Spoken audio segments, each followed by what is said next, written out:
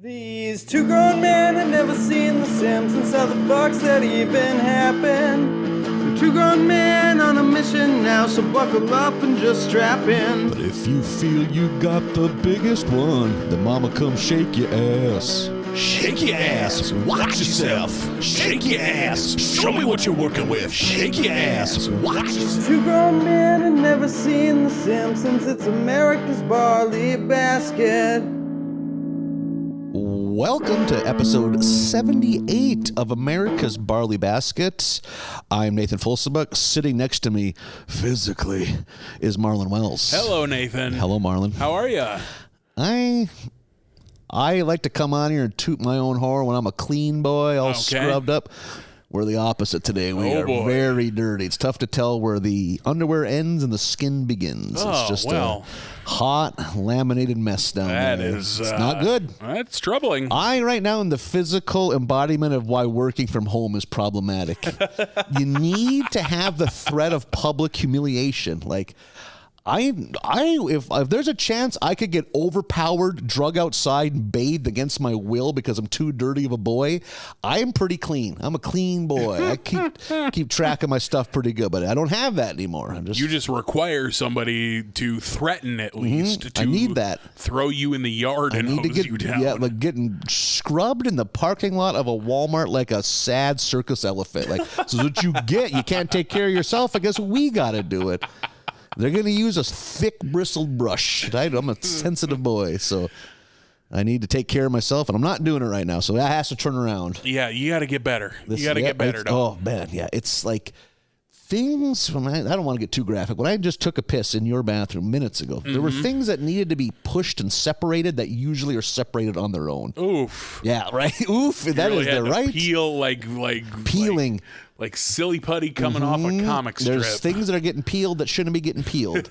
There are articles of clothing that should just fall by gravity. But nope, they need... Rather than just...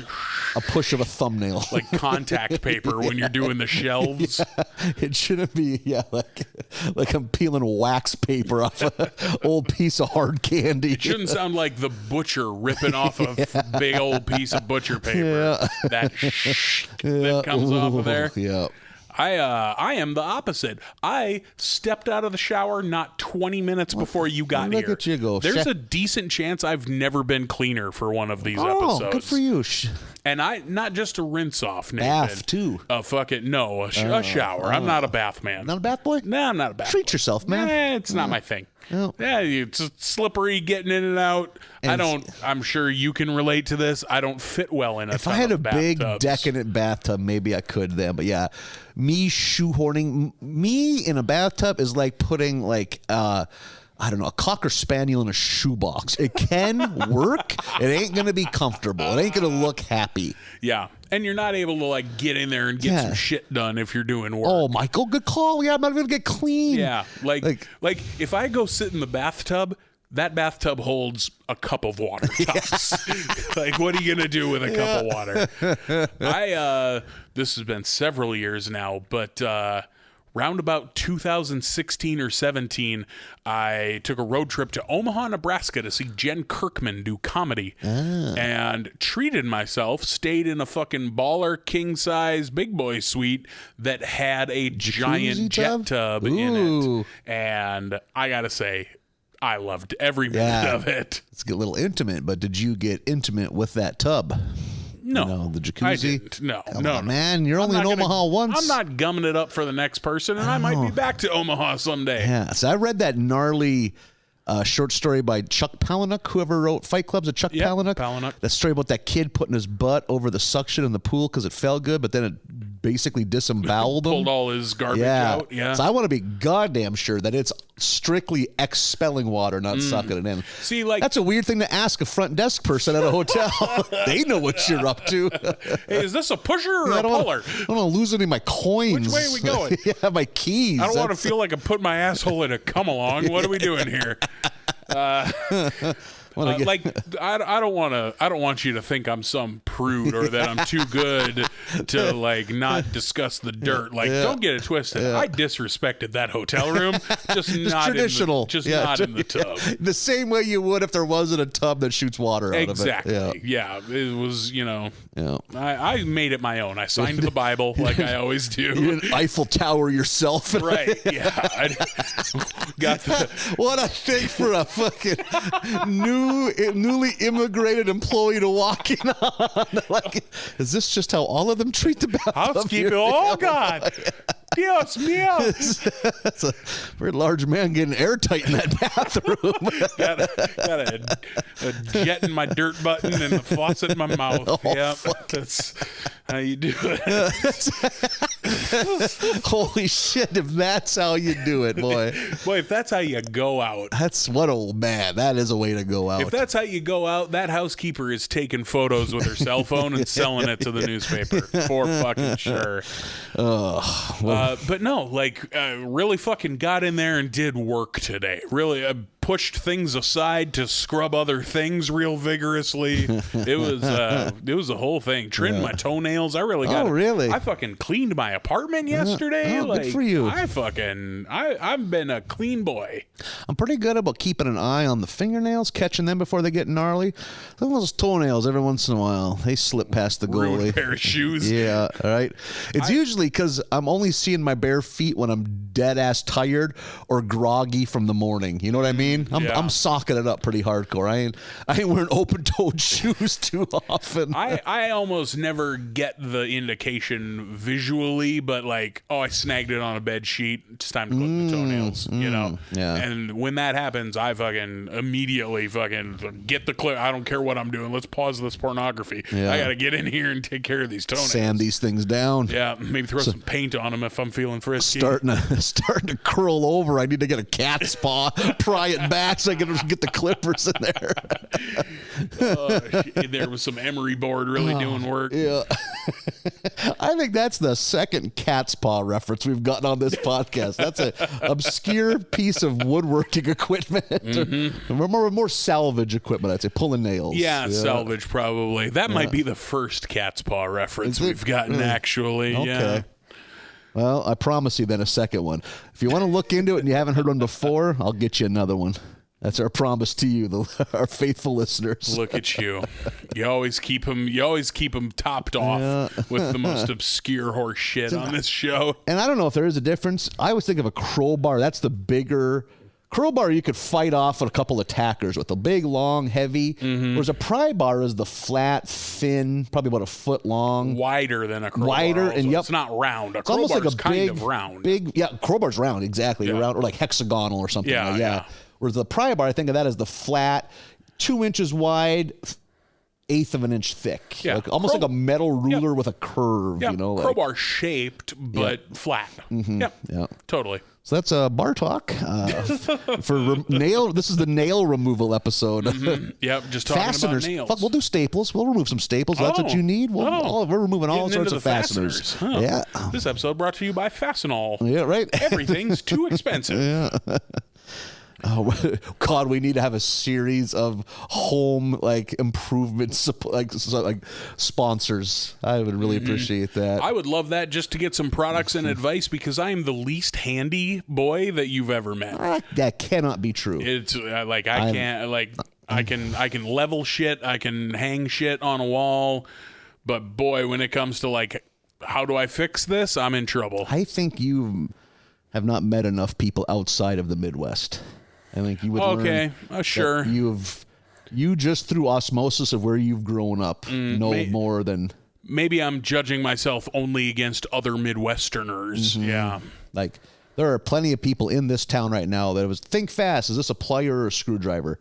They would really have to look. Really? Okay. Yeah. Then never mind. I'm fucking worlds ahead of these chumps. You could be owning your own... You could be a contractor. God, I'd like to see.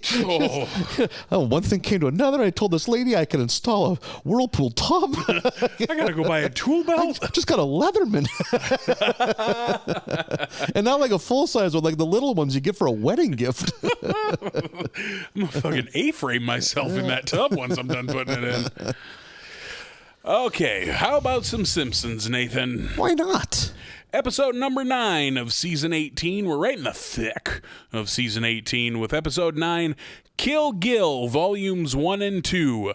What are your thoughts on Quentin Tarantino's Kill Bill films? I like all of his movies, but for me, it'd definitely be in the latter half. Sure. Of the things of his I enjoy. Yeah, I don't like all of his movies, but I would put Kill Bill towards the top of the bottom half, if that makes sense. Yep, I think I'm right with you. I think those movies are just fine. Reservoir Dogs, Pulp Fiction, Primo. And, oh man, they'd be at the top. I don't know which order. Jackie Brown's right at the top for me. And the last one, Once Upon a Time in Hollywood. Yep. Which I've not seen. So for me, there's a pretty good chance. I like Death Proof a lot too. But Kill Bill is right in the running for. So for me, it's also the top. The right top in the middle, of the I guess. bottom half. Yep. Like Gotcha. I say lower half, but then I think he's put out more movies than I remember too. Mm-hmm. The only one I haven't seen is Hateful Eight. Yeah, and I think that one is just fine Yeah. also. Much like most of his movies, I think they're too long and they're Hateful Eight bores me a little. And that one's really long, right? Yeah. But a little Walton Goggins goes a long way, and I love Walton Goggins. I like a gritty Western. Yeah, me too. So I'm pretty sure that's streaming somewhere. I have no excuse not to see it. Yeah, you really should. This one is a Christmas episode. We get a Christmas version of the Simpsons intro, and it's crazy to see this in updated animation. I notice almost every episode that the animation on the intro is the old animation, and then as soon as they get to the couch gag, it's the updated animation, and it's I know that eventually we do get a fully updated intro, and they leave the old one behind. I do know that. No kidding. Because I remember some scuttlebutt going around the internet. I would say so. When that happened. But it was cool to see it in this way. And it's just little shit like, Christmas themed, like Bart skating through on a snowboard instead of a skateboard and things like that. The family is at Krusty on Ice because there was a time when every fucking thing had to be on ice. It's funny that was a phenomenon. There was Ninja Turtles on ice, came to the Bismarck Civic Center. And they were big enough. They played B and C markets like Bismarck. Yeah. And even I, who went on to get about 12 hours of Ninja Turtles tattoos, was like, that seems lame, even as a kid. Yeah, anything with, like, I've never watched something that, oh, fuck, man, if only they were skating. That would really be the tits then, boy. Oh, what? Oh. Yeah. Can we have Predator on ice? No. See, if it were something like that, I would go to it because that's goofy. I need to see this. What could this entail? Hey, come see fucking Collateral on ice. Holy fuck. I'd like to see whoever greenlit that. But I know that, and this is a long-running phenomenon. The reason that the Celtics got Hall of Fame player Bill Russell back in the day is their owner had the rights to the Ice-Capades, and he promised to send the Ice-Capades, I think, to St. Louis in exchange. Think of that.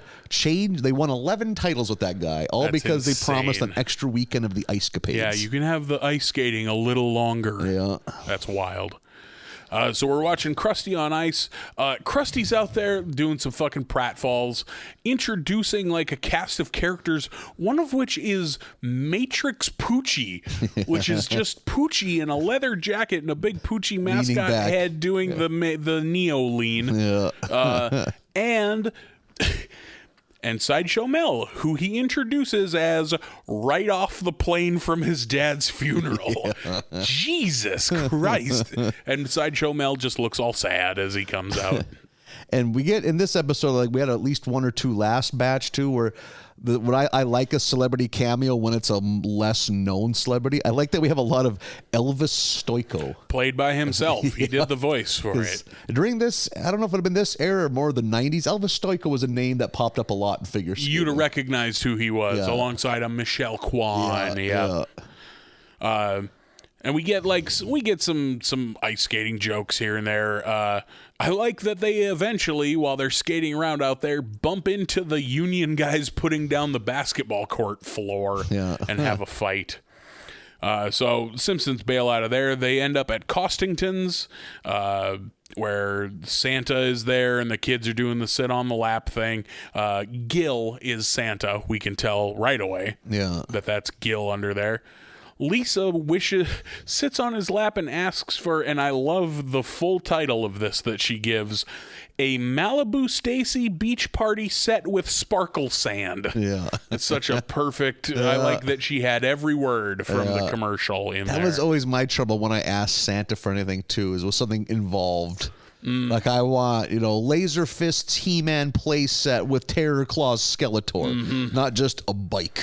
But not the Manny Faces one. I want the one with the Battle Cat. Oh, I always thought Manny Faces was a pud. I don't know. I like a character with a movable head. Manny Faces is one of the only He-Man guys I know. Yeah. So other than Beastmaster? Beastman. Okay, Beastman. Beastmaster is something When in else. doubt, just add man or to the end. O-R, like Stinkor, Skeletor. Spydor, Sure. Skeletor. Gotcha. Grizzlor. Webstore. They didn't go they went Clawful with the guy with the claws. Oh, that's a good name for a guy with claws. Clawful. Yeah. The new Ninja Turtle series has a pig who is butcher themed with an apron and a big meat cleaver and everything, and his name is Meat Sweats, and I think that's an amazing villain name. That's pretty good. Voiced by John Cena. Oh. So Santa is like, Lisa is explaining that, like, this is what I really want, but it's sold out everywhere in town. And Santa, Gil, says, oh, I think I saw one in the back. Let me go get it for you. And he does, and Lisa's super happy. Very sweet thing to do. Very. And then it turns out that the boss of Costington's, Gil's boss, had set that aside for his daughter, and now he's pissed and he fires Gil. Yeah. Because Gil won't budge. Like, in Gil's defense, Gil stands his ground. He's like, I can't go take that present from that little girl. What's wrong with you? So Gil is fired. And then, of course, as these things happen on The Simpsons, Marge invites him over for dinner. Takes pity on him. Yep. So Gil agrees to come over to dinner. They agree to drive him because at first he pulls out that bus schedule and is like, well, I could be there at around 2 a.m. It's like 2 overchanges is all. I could be there in the middle of the night. Yeah. And then when Marge is like, we can drive you, he excitedly goes, oh, good. Can you drive by my ex-wife's? I want her to see me riding in a car. So fucking good. And they're singing carols and having fun, and it's late. And so Marge says, well, you should stay. And Gil takes that to mean forever. Yeah. And moves in to The Simpsons, goes down to the bus locker and gets all his garbage. So great. God, that room. He's taken over their living room, and it's just these wet cardboard, dirty boxes. Do you think most cities have lockers you can rent in the bus station? Probably. I have no idea. Probably. That's an amazing concept. I don't spend a lot of time in the bus station in Fargo, believe it or not. I stopped in there once. I didn't take the bus. I don't know what I was doing in there. I should have looked around. Yeah. I mean, we could go hang out. Yeah. You want to go to the bus location. station? You want me to pause this? Yeah. Or take it with. We can take this board with. So record on location at the bus station. Welcome to the bus station. That's a horrible fucking Holy plan. shit, yeah. So Homer pissed about this. Homer's agitated that Gil is staying in their house. Because it doesn't end. Right. I had to erase multiple times. Like, wait, he's there for like a month? And then I was like, holy shit, it's summer. And like, wait a second, is this going to last a year? Yeah, Like, because Marge originally is like going to put her foot down and tell Gil that he's got to leave. But it's Christmas Day, and he gives his fucking, well, you're really going to let me go on Christmas Day, huh? Okay. And she takes pity and says, well, you can stay through the holidays. And then this episode keeps jumping further and further into the future with the calendar flipping to show the passage of time. He's there for New Year's. He's there for MLK Day. Homer keeps badgering her to kick him out. Then it's Valentine's Day. And God damn it, when Marge comes out of the bathroom wearing that sexy lingerie and says, homie, I rented that negligee you like. What the fuck is this rental lingerie service that is in Springfield, apparently? Then it's St. Patty's Day. Then it's the day after Thanksgiving. So it's been almost a full year at this point. Gil, it turns out, Marge is out back talking to Flanders, and Gil sent Flanders a Christmas card that is just like a Photoshop big Gil face over their family. Marge is about to snap and fucking throw Gil out of here. But when she goes back inside, he's gone because Gil has moved to Scottdale, Arizona, which he had been bringing up throughout the episode whenever we'd stop off. Like, oh, I'm waiting on a call because they're going to put me in charge of the office in Scottsdale. And you assumed it was a lie. But turns out Gil's gone because he went to Scottsdale. And then I think Marge even says it, the Simpsons are going to Scottsdale, which is my favorite because that's such a low rent. Yeah. The Simpsons are going to thing. Insert area here. They get down there. Gil is a superstar. He's on every bus. He's working for a realty company. He's on every bus bench and billboard and side of the bus. He's everywhere. And when they enter the realtor office, I think Gil was like, "What are you doing here? Looking for a home on a quiet cul-de-sac where your neighbor could be Tanya Tucker?" Yeah, such a great selling point. I was going to write that down. That Tanya Tucker reference, and I didn't, knowing that you would. Yeah. Nothing like a good Tanya Tucker reference. Right. Yeah, this is 2006. Yeah. This is on. Perhaps at her lowest point culturally. Yeah. Like she's kind of had a comeback in the last few years. Has she? Oh, she had like an album that got some like award praise and stuff. Okay. Yeah. So Gil is at the office in front of everybody. And they're eating up everything he has to say. They love Gil in Scottsdale, Arizona. He's a stud. He's a fucking big realty mover. Yeah, they look at him as kind of like their like sensei. God, man, look at him. Teach us the ways of real estate. But Marge came all the way down here to give Gil a piece of her mind, and she fucking unloads both barrels into poor Gil, runs him down in front of everybody. I like that as she yells at him, he gets more disheveled. Because he's pretty put together when you get there. Yeah. And then as she yells at him, suddenly, like, it's just, they do it like just frames here and there. His jacket becomes frumpled and his shirt gets untucked a little and his tie gets loosened and hanging and his hair gets disheveled a little. It's very funny visually. He to ages watch. a lot too. Yeah. And then the boss man comes out, and first all of the employees like crowd around, blood in the water, because it turns out Gil's human. And then the boss comes out mad because I thought you could run this place like a real man or whatever he says, and fires Gil. And then in a fucking bizarre wrap it up and move the fuck out of the episode, the Simpsons we see buy a house in Arizona and Gil is staying with them. Yeah. Like and singing Christmas carols around the piano. Yeah. And then that's it. Yep. Like just a bizarre wrap it up. This felt like a not real episode the way the Treehouse episodes feel. Like none of this is canon. Yep. The Simpsons didn't buy a house, you know. Yeah, I would agree with that. There's a lot of good jokes in this episode, but I didn't care for it as a whole. Yeah. Like the constantly jumping forward in time, and yes, we get it. Gil is not a great guy to have around the house. Yeah. Like, I don't know, but like I said, some good jokes in here. Yeah, and I don't mind spending a little extra time with Gil. Yeah, we like Gil around here. So, but yeah, it would definitely not a whole lot grabbed me from this episode, but it was fine. Yeah, I think I throw fine around. I put this a little below most of the episodes I say are fine. Okay. Yeah, this is one where, it seems like we usually only get one or the other, good story or good jokes. And this was good jokes, not good story for me. Yep. I would say fine jokes, mediocre story. Sure. Yeah. Well, what do you think episode 10 holds for us? Let's find out. Episode 10 is The Wife Aquatic. Episode begins with the Simpsons going to some kind of like citywide outdoor movie night. Yeah, movie night in the park. You know, yeah, something that like they announce on AM radio, like if they run ads on. Yeah, like, absolutely. Friday nights at 10, starting after Memorial Day, the citywide park offers you family movie night. I know this is a thing that happens, but I've never been to one of these. Yeah.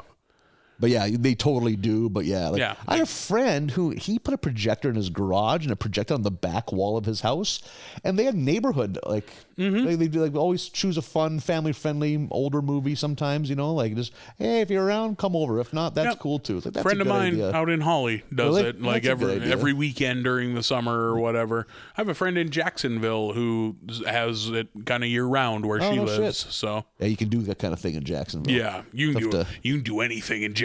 Yeah, life is cheap in Jacksonville. Life is cheap. Yeah, it says that on the billboards. Hunt bums for sport. Yeah.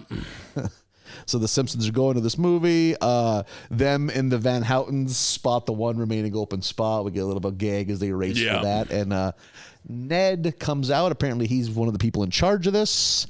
And since Ned's in charge, the movie's going to be a dud. And it's some 1920s black and white kind of like Keystone Cops ripoff. Yeah. Silent film.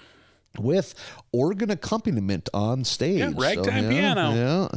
But so obviously no one's going to get too excited about that movie, but I guess it's whatever. You can't show a fucking Taxi Driver in a family movie night. Oh, but what if you did? What if you did? Everybody's sad.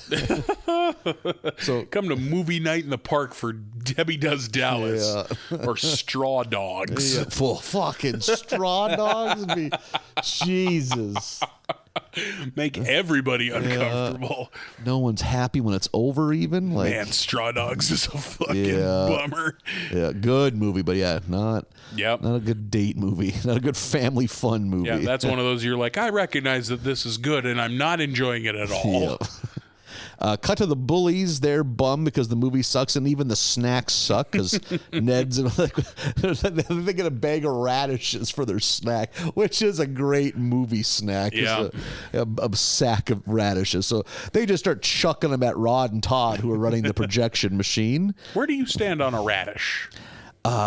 I don't get excited when I see them, but if they're on like a platter and I've already had my fill of baby tomatoes and carrots or whatever, I'll throw a couple radishes in there too, mix it up. I'll get excited seeing them on a platter because you don't often see them on a platter. Okay, if you bring a veggie platter to a Super Bowl party and it's got radishes on it, I think, oh, you spent a little extra on that veggie platter. Okay, yeah. Because otherwise, it's fucking carrots, broccoli, and cauliflower and celery.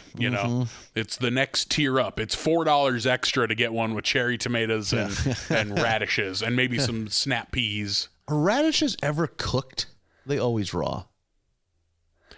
I'd imagine they have to. Everything's been cooked, right? Like, I can't think of many dishes where cooked radishes pop in. I can say with almost 100% certainty that I've never had it, but I bet it exists. Yeah. Very few vegetables work that way. Yeah. Almost all of them are cooked often. I, for one, big radish fan. I like a radish. Going on record. I like it. Yeah, I'll fucking slice some up, put them in a salad. I'll eat a handful of them right now. Yeah. Fucking judge me. Yeah. Fucking test me, bro. You're in a radish-safe environment right now. Excellent source of potassium. There we go. As the rumors are true. Right up there with a banana. There we go. But yeah, do you think you trip balls if you eat enough radishes, though, like you will bananas? Probably, because isn't it the potassium that does it? Yeah.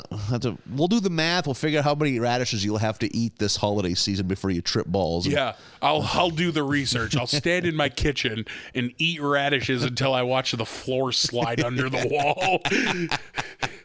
Oh, shit.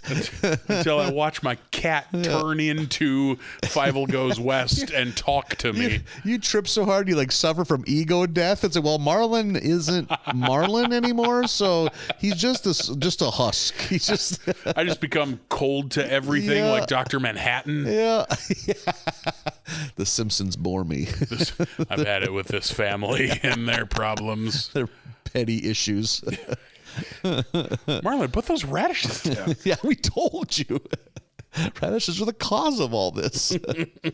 Because of the bullies, the projector starts on fire, rooting the film. So everyone's getting antsy because there's no movie playing, and that is where Patty and Selma, with baby and iguana in tow, which I appreciate. I forget the Chinese baby's name. Yeah, me too. Or I forgot the iguana's name. It has a fun... Jub. There we I go. have in all caps, Jub.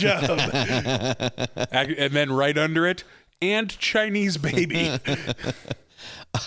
They're able to save movie nights because they have with them some old reel-to-reel film footage of their family trips to Barnacle Bay. I like that they just carry those with just them. In case anyone needs them. Yeah.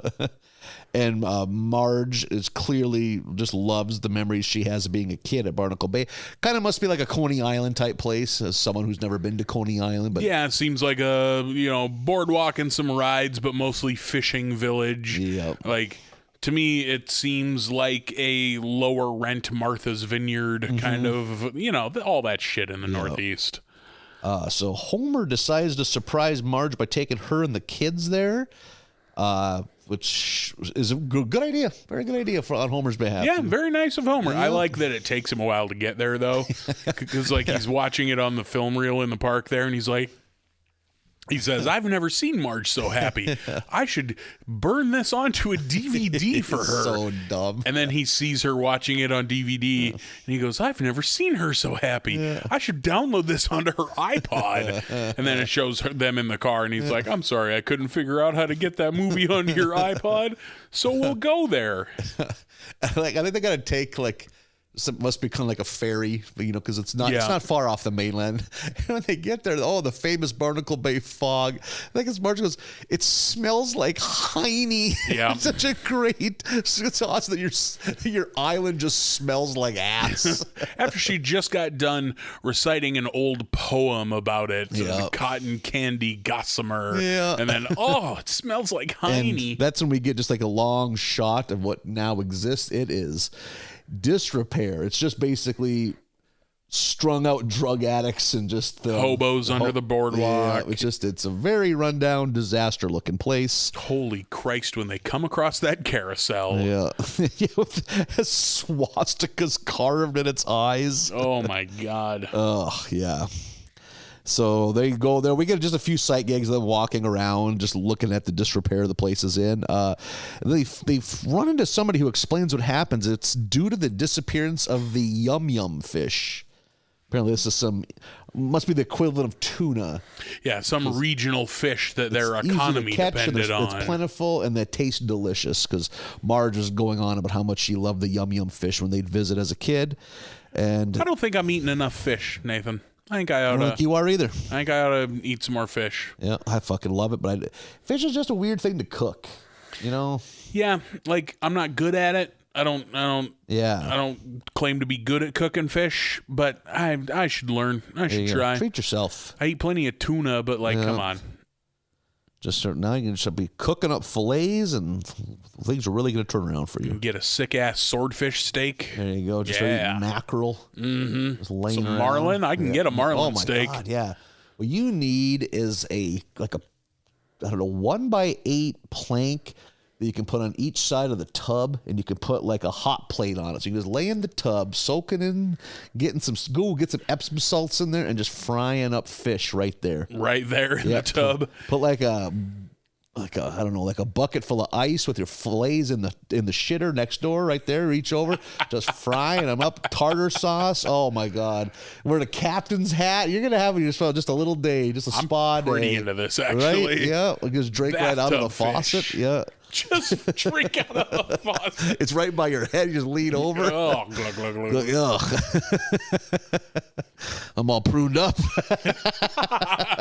I gotta go on a tartar run. Oh, so full of fish. So waterlogged. Oh, I ate so fucking much fish. What day is it? Nobody's seen me for 4 days. You trotting barefoot in the parking lot with a captain's hat wrapped in a shower curtain. More tartar. And a long John Summers drive-through because you're too ashamed to get out of the car. Name your price. 75 individual servings of tartar. Do we still have a Long John Silver in this town? No, we don't. We did for a long time. Yeah. Attached to the A&W. Wait, is that gone too? It's a coffee shop now. Fuck me. Okay. They paved Long John Silver's and put up a coffee shop. That's my favorite Counting Crows song. I like the fact that you could just get drive-through hush puppies at Long John Silver's. They're very good hush puppies. I had zero beef with the A&W / Long John Silver's. That's good, because I heard otherwise. I'm glad you're setting things straight there. Yeah, I'm here to squash it. I don't want no more people getting shot over this. God, yeah, Long John. It's a nice thing to be able to have. Drive-through fish. Yeah. You don't get What are you left with now? Whatever the chain fucking fast food joints are serving up. I think Hardee's doesn't do a bad fish. You're right. Good call. Hardee's, if you want to, there aren't many options out there. Hardee's is probably the best of the limited budget. Does a decent fish also. That's 2 weeks in a row we're coming to the defense of Arby's. Oh, I didn't even know they might had only that. carry it during Lent, but it's when they do, it's real good. And Lent's not that far away, so I have zero concept of when Lent is anymore. springtime, baby. All right. Around It's Easter. before Easter. Leads Yeah, into Easter, that makes yeah. sense. Late winter, early spring, yeah. So put that on your calendar. It's almost time for Arby's fish. Yeah, let me mark Lent on my calendar real quick. So they figured out that's the Yum Yum fish is no longer around, so that tanked their economy. And Homer sees how saddened Marge is by all of this, so he attempts to revive the bay by putting on a fireworks show, and for a minute it kind of works. He's got the carousel running again, and everything's back to the way it was, until the fireworks lead to a fire, and it burns the pier down, which not good when you're an island. Need that pier. Things were really going Homer's way for a while, too. Homer was knocking it out this episode until that point. We were having real good husband Homer, which we don't get very often. And even in this case, it was a mistake. You know? It was a fluke. He didn't mean that could to happen happen. to anybody. Yeah. I like that he kind of gets into the firework display too. He kind of gets a little maestro becomes about an artiste. it. Yeah. And a green spiral to build suspense, and then the big yellow. Wait for the awe. It's so good. And the city, they mob up quick, a lot like Springfield. They say he's hung up like a shark, which is so demeaning at the hook and the nose. Oh my God, such a weird BDSM look to him. Yep, some fucking Hellraiser shit. Yeah, the fish hook and his legs tied back. Yeah. So they don't know what they're going to do with him. But I think maybe it's Marge comes to his defense, and they decide if he wants, he can try to fish off his debt. Work off his debt on the fishing boat. And the idea is, well, there's no more fish, so he'll be out there forever. This is basically a life sentence. So he goes out with Captain, and I don't know what the captain's name is, but he's got like a more modern fishing vessel. Yeah. It isn't like what you'd picture old-timey, you know? Like it's kind of Deadliest Catch-ish looking, except small. And they go out. We get to Fatso is, I think, the only crew member of note. Yeah, it's like Captain and Fausto are the only ones you care about. Yep, and basically they realize that Homer's only good for menial tasks. Eventually, maybe he becomes the cook. And at one point, he's in charge of deep frying the shrimp and baiting the hooks. Yeah. And he hands them their plates. It's just writhing worms. So it's like, oh, he got it mixed up. Yeah. Turns out the Yum Yum fish have great taste buds because they love fried shrimp, which I struggle to wrap my head around anyone that doesn't like fried shrimp. Any shrimp. Delicious treat. We've covered before. I'm not super wild about a cold cocktail shrimp. Yeah. But yeah, shrimp is fantastic. Yeah. Coconut shrimp. Oh, God, coconut shrimp. We can just do that whole scene from Forrest Gump of just listing all the shrimps. So many options. Mm-hmm. So now the Yum Yum fish is plentiful and things are good. And they are loading up fish and making money, having fun. And then one of them notices that in the distance, a storm's a brewing, but Captain's got dollar signs in his eyes. Mm-hmm. So he's like, no, we got to have it. We ain't going nowhere till we get all these fish. Yeah, I think at this time, the rest of the family is visiting some kind of like, I don't know, scientific display thing. Like a museum. Yeah. And then that's what. Look, an institute, that's Lisa what it is. says. Yeah. I think the sign outside says, yes, you can make change for parking. Yeah. And that's when they're made aware of the impending storm and how dire it is. So they become worried. And it turns out Bart stowed away because he saw that Lisa and Marge are going to do Lisa and Marge things, and he doesn't want to learn shit. Yeah. I like that we get a quick flash back to Moe's, where Moe, like like kind of shudders and is like, oh, I just got a crazy feeling like somewhere Homer's in trouble. Yeah. And Lenny goes, yeah, and I just got the feeling that some guy I've never met named Fausto's in trouble. Yeah. And they're about to go to Moe's car and go help them, but they're like, it's raining. We could run out to the car, but then we gotta stand there while we get the doors open, and they just go back inside. Yeah. I just love that 30-second scene, and I really love that Lenny gets a shining about a man he's never met. Yeah, and the fact that we never see him again the rest of the episode. Well, that's it. Just one quick check-in with Mo. Back in. Yeah. And what would they have done? Right. Yeah. What are you gonna do? What was the goal? Yeah. So now we get back to the boat, and it's like there can be few things more fucking harrowing than being on a boat in the ocean when shit's going bunk.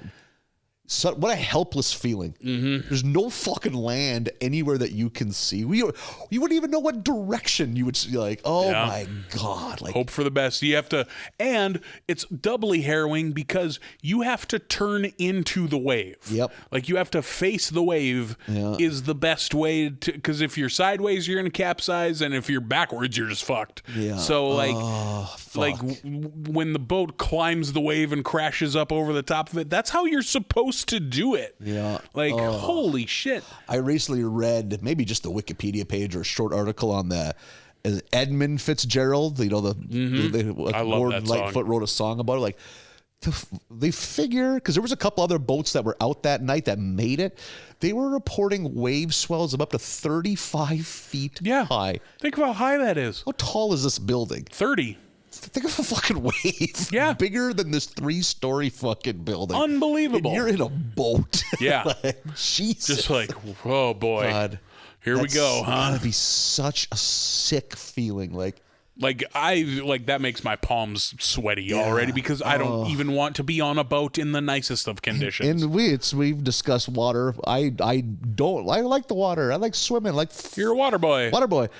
The fuck is it? You could swim your ass off. If waves the size of fucking skyscrapers are falling on you every 10 seconds, there's no way to survive that. Like, what are you gonna do? What an exhausting way to die too. Just like finally you just can't swim up anymore because you swim up, you get fucking half an inhale of air and then another 30-foot thick wave lands on you. Mm-hmm. Jesus, what a way to die. Like, it's the underwater Sonic levels. Yeah. That's often what scientists compare it to. Yeah, and the music speeds up as you run out of breath. That's fucking terrifying. Oh, yeah. And then finally you get when you find the fucking air bubble. Oh, really? Except that doesn't happen in real life. Yeah. Fuck. I think that I and thousands of people like me have anxiety issues because of the underwater Sonic levels. Terrifying. And the ship does capsize. So Homer and Bart are out in the water now, so that's not good. Cut to they're at some kind of small church on the island, and there's some like memorial set up because they're having a funeral, a seafaring city. They know what this is like. I think a lot of this is from The Perfect Storm with George Clooney. They definitely recreate that shot during the storm. Very good movie too. I have not seen in a long time, but I remember it being good. And so they're all, they assume that Homer and Bart are lost, and just as things look at their worst, they all triumphantly appear in the doorway. A little worse for wear, covered in seaweed. There's a moment when we first go in the church where Marge is at the front of the church and they have all the guys' photos up there, and it's like a couple of guys we don't know, and Fausto and the captain, a couple more guys we don't know, and then Homer and Bart, and Marge is at the front of the church and picks up Bart's photo and goes, "Bart was on the boat too?" That means that's how she found out. Yeah, no one told her. Who would have known? Oh, by the way, your son was on there. Oh yeah, also, how would anyone have known? I just thought that was a hilarious joke that's how Marge finds out. I like doing it cuts to like when Homer explains how they made it. Like, I love the idea that he thought he saw something underwater. It's like this underwater Atlantis full of delightful mer people. It turns out he's just dying. He's like wrapped up in seaweed. He's got seaweed around his neck. Like Bart saves his life, and then they end up just getting saved by a Japanese fishing vessel. Yeah, just caught by Japanese fishermen. They're just in a net with a bunch of yum fish. Yeah. And that's not quite it. So they get back. Oh, I can't believe we're all saved. Yay. They're like, oh, let's get back out there. And Lisa gives them the speech. Well, overfishing is what led to all this. Why don't you think of something else? Like, you're right. We got to take care of the ocean. So then they just begin to deforest Barnacle Bay. They turn to logging, chopping every tree down. Learned nothing. Yeah. I like when Lisa's first gonna try to talk them into, no, didn't you learn anything? She like throws her hands up in the air in that church and is like, repent before it's too late. And then she has a little aside like, I've always wanted to shout that in a New England church. It's very, very cute. Yeah.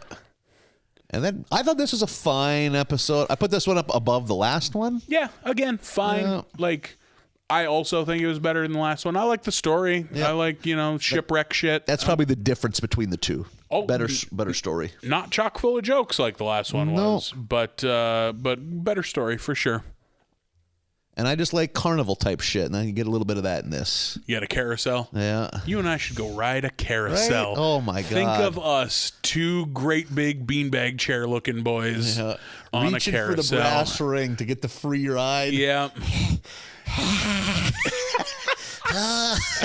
On these fucking straining fiberglass horses. Right. My right arm straining, holding onto the pole as I lean over trying to reach the ring.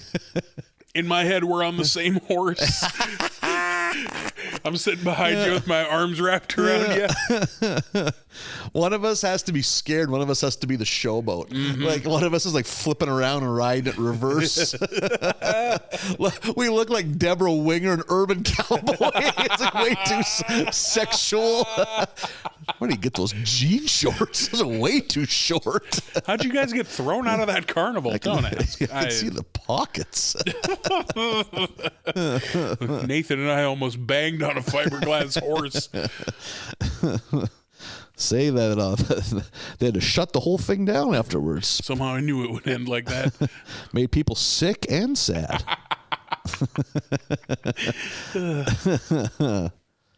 Episode 11 is Revenge is a Dish Best Served 3 Times. A convoluted title for a convoluted episode. Yep.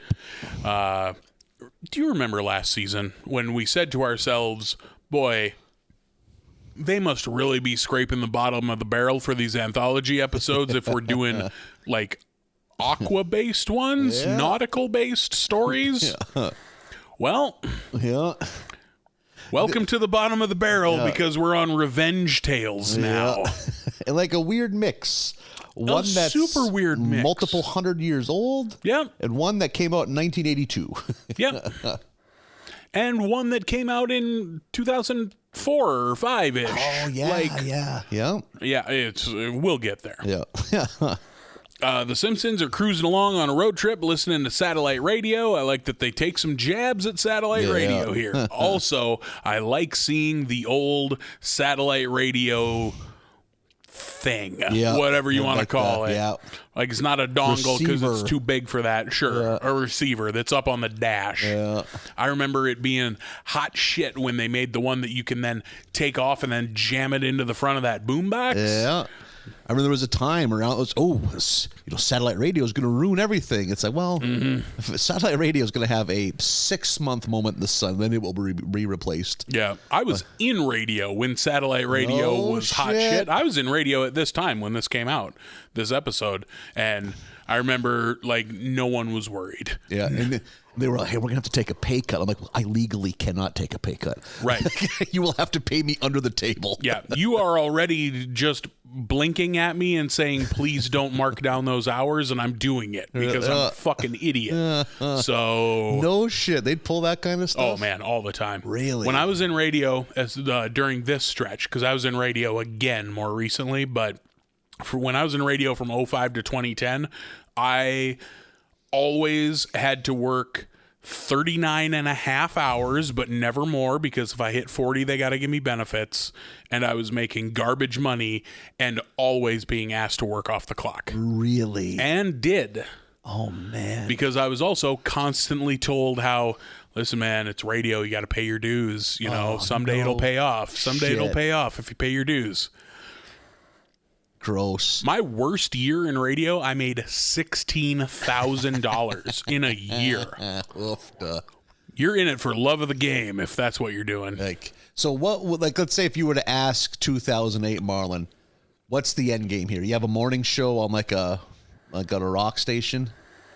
Not even that. Not even that. Like, you know, that is what I enjoyed doing in my second go round, because my second go round in radio, which was like 2018 to 2020, like I was on a morning show and I was the funny one on the morning show. You know, I had a nice fun sidekick role and then a ton of behind the scenes shit, because you're always going to get saddled with a ton of behind the scenes shit. But that I enjoyed way more. Did you have a fun nickname as the sidekick on the morning show? Like, were you the Weasel? No, or I was just Marlon. Yeah. Nothing. It was talk radio. You didn't have, AM talk radio. Yeah. You didn't have have a lot of prank calls. Yeah, exactly. Not a lot of wacky sound effects. Soundboarding. Yeah. None of that. Just me cracking jokes. Not like you shooting a fucking potato gun at a stripper or something like that. Jesus. It's full of rubbers. It won't hurt. What could this promotion that you are thinking of possibly be promoting? Potatoes? Or you getting shot in the ass with a t-shirt cannon? No, none of that. Man, you did that from too close. That would fuck you up. Those t-shirts are coming in hot when they leave that thing. Rock radio, which is what I did from 05 to 2010, had its perks in terms of like free concert tickets, you know, the music is the music I liked, you know, and like I look back on it fondly, but I definitely had more fun this time around. Yeah. You know, this time around, you at least made more than starvation wages. Right, yeah. Exactly. Yeah. And like I started at that other one when I was 19. I didn't know any better. Yeah. So it's easy to be broke when you're 19, too. Exactly, yeah. So they're listening to satellite radio, cruising in the car, when suddenly they are cut off by the Texas oil man in his big white caddy with the horns on the front. Can you put horns on the front of any vehicle, or is that pretty much just a fucking El Dorado thing? Yeah, I think maybe a big Lincoln. Think so? But it's got to be a big baller car. Yeah. Like, could I throw horns on my vehicle? My Jeep, my two-door Jeep Wrangler. I think it's meant for a big, not even a sedan, or just a big sedan or a big coupe. Sure. A big luxury car should have horns in the front. I agree, but I want the answer to be different, which is why I asked. I think it's funny that just hood ornaments have went the way of the dodo. Yeah. Well, people are breaking them. Yeah, the goddamn 90s. I like the fancy-ass Rolls Royce that it comes up when you start the car. I think, like, in a car that is filled with cool shit, that might be my favorite thing. I like little silly trinkets like that. Yep. Like, I think they need to bring back the flip-top headlights. That was all the rage in the late 80s, early 90s. Oh, sure, that come up out of the hood. Yeah. I think those were kind of hideous. Oh, really? But to be fair, I think they were often attached to hideous cars, and that's why I'm holding it against them. Such a late 80s, like, shitty cocaine. Fucking, it's like that is a feature cocaine built. Yeah, right. For sure. Yeah. Oh my God, yeah. I think of cars like that. Well, I had one. I had a Pontiac Sunbird that had flip top headlights. Just poor people thinking they're rich. Yeah, exactly. Like, Like, I tell you what, man, once this starts up again, we get working, man. Things are gonna be good from here. So, well, we've been living in this Grand Am for 6 weeks. This ain't a one person living car, let alone two. Men, We're cuddling a lot, man. So Homer gets pissed, pulls out a bat. I like that he carries a bat in the car. And starts running down the Texas oil man, vowing revenge. And Marge says, like, revenge is bad, and I have a story to prove it. And here we go. The first of our 3 revenge-themed tales here at the bottom of the barrel on the anthology episodes is The Count of Monte Fatso. Yeah. I really like The Count of Monte Cristo. I was going to ask, is this pretty faithful to that story? Pretty close. Like, guy gets guy arrested so that he can have guy's wife. Okay, so that's how it goes. Okay. And then guy lives in a prison for a while. An old man shows him how to get out and where to find a bunch of treasure. And guy lives for years building up his wealth, becoming a debutante. And then tries to, or does, take revenge on guy only to lose the lady. Interesting. Okay. Yeah, it hits all the big notes. Yeah. County Monte Cristo. Some of those old classic tales that somehow I never had been, had never been pressed upon me in school at any point. I was into this type of literature very young. Man, like anything predating 1900 in any form, I'm almost like, it's skittish. Ooh, that ain't for me. I don't like it. Like as a kid, I read things like Count of Monte Cristo, Treasure Island, The Three Musketeers, Man in the Iron Mask, Ivanhoe. Like, oh, really? Like, I read all that shit real young. Yeah, and I remember trying a couple times as a kid. It's like, nope, that ain't for me. I've always Sherlock been Holmes, Hound of the Baskervilles, all that shit. Yeah, just looking at the covers, it's like, oh no, man. I was into all that old shit, and honestly, you know who's to blame? I can point directly at who's to blame and who set me down that path. Wishbone on on public television. I don't know if anyone remembers Wishbone, but he was a dog. It was a half-hour show on public television after school. He was a dog who like they conveyed classic literature through this dog. Yeah. This terrier of sorts, and he would be in costumes, and like there was a real world version where he's a dog named Wishbone, and then something would happen to his owner, and he'd be like, I need this reminds me of Ivanhoe, and then it would bling, and now he would be in a suit of armor conveying Ivanhoe to you. Were the kids live action? I believe so. Yeah, yes. He would be a cartoon sometimes. I don't think so. Oh, really? I think he's a cartoon in the intro, like during the title sequence. So this is just a little bit after my time, but in my head, would I be right, or would this have come a little after Ghost Rider? After Ghost Rider. I remember my brother being really big into Ghost Rider. I also was pretty big into Ghost Rider. I also remember I don't know if it was all animated or maybe mixed, but something around the time of Wishbone that was like the good guy kids had like a bird that was with them that was voiced by Gilbert Gottfried, I think, and there was a animated bad guy that was voiced by Christopher Lloyd. Huh. That was a PBS show, probably just maybe slightly after Wishbone then. I think Bird voiced by Gilbert Gottfried, I think Affleck. Aladdin. Yeah. Okay, yeah. Because he's Iago, the parrot in Aladdin. But this was Wishbone was part of the after school must see TV for me. It was like Wishbone, Ghost Rider, Where in the World is Carmen Sandiego, featuring Rockapella. Hit it, Rockapella. Reading Rainbow. Yeah. Like I ate all that shit up. God, yeah, boy, that's depressing living out of town TV right there, because that was a part of my child. Not those same shows, but similar.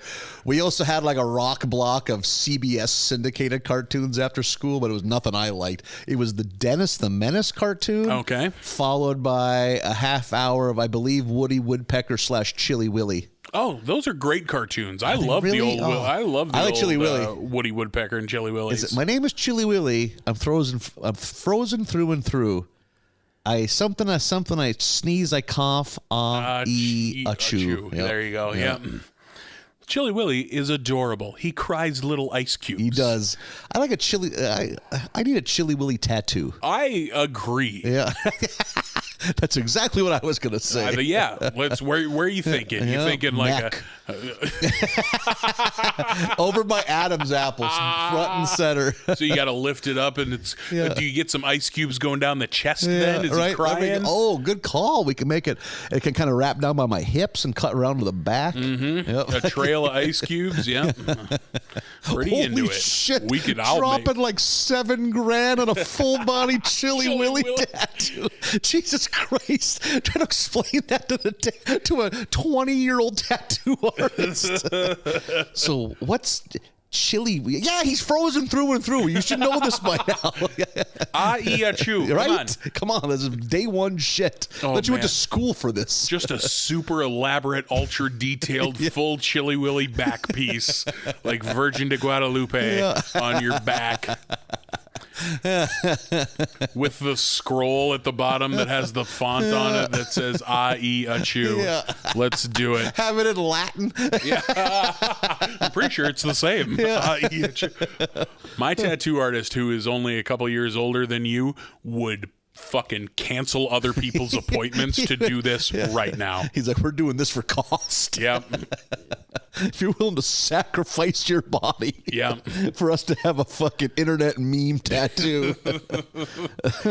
Every one of my Ninja Turtle tattoos that I've gotten, when I've called him to schedule, he's been like, what are you doing tomorrow? Let's fucking go. So we're going to do the Count of Monte Cristo, not Wishbone. Okay. Homer is, again, this is the story. Homer's married to Marge. He is set up by Moe and arrested and tossed into prison. And then Moe marries Marge. We get a lot of, like, pokes at the French. We get some French jokes because the Simpsons like dunking on the French. They have a history of it, for sure. Yep. Yeah, we're getting back. Hadn't had that in a while. Yeah, I like Homer snoring, doing the like, that's pretty funny.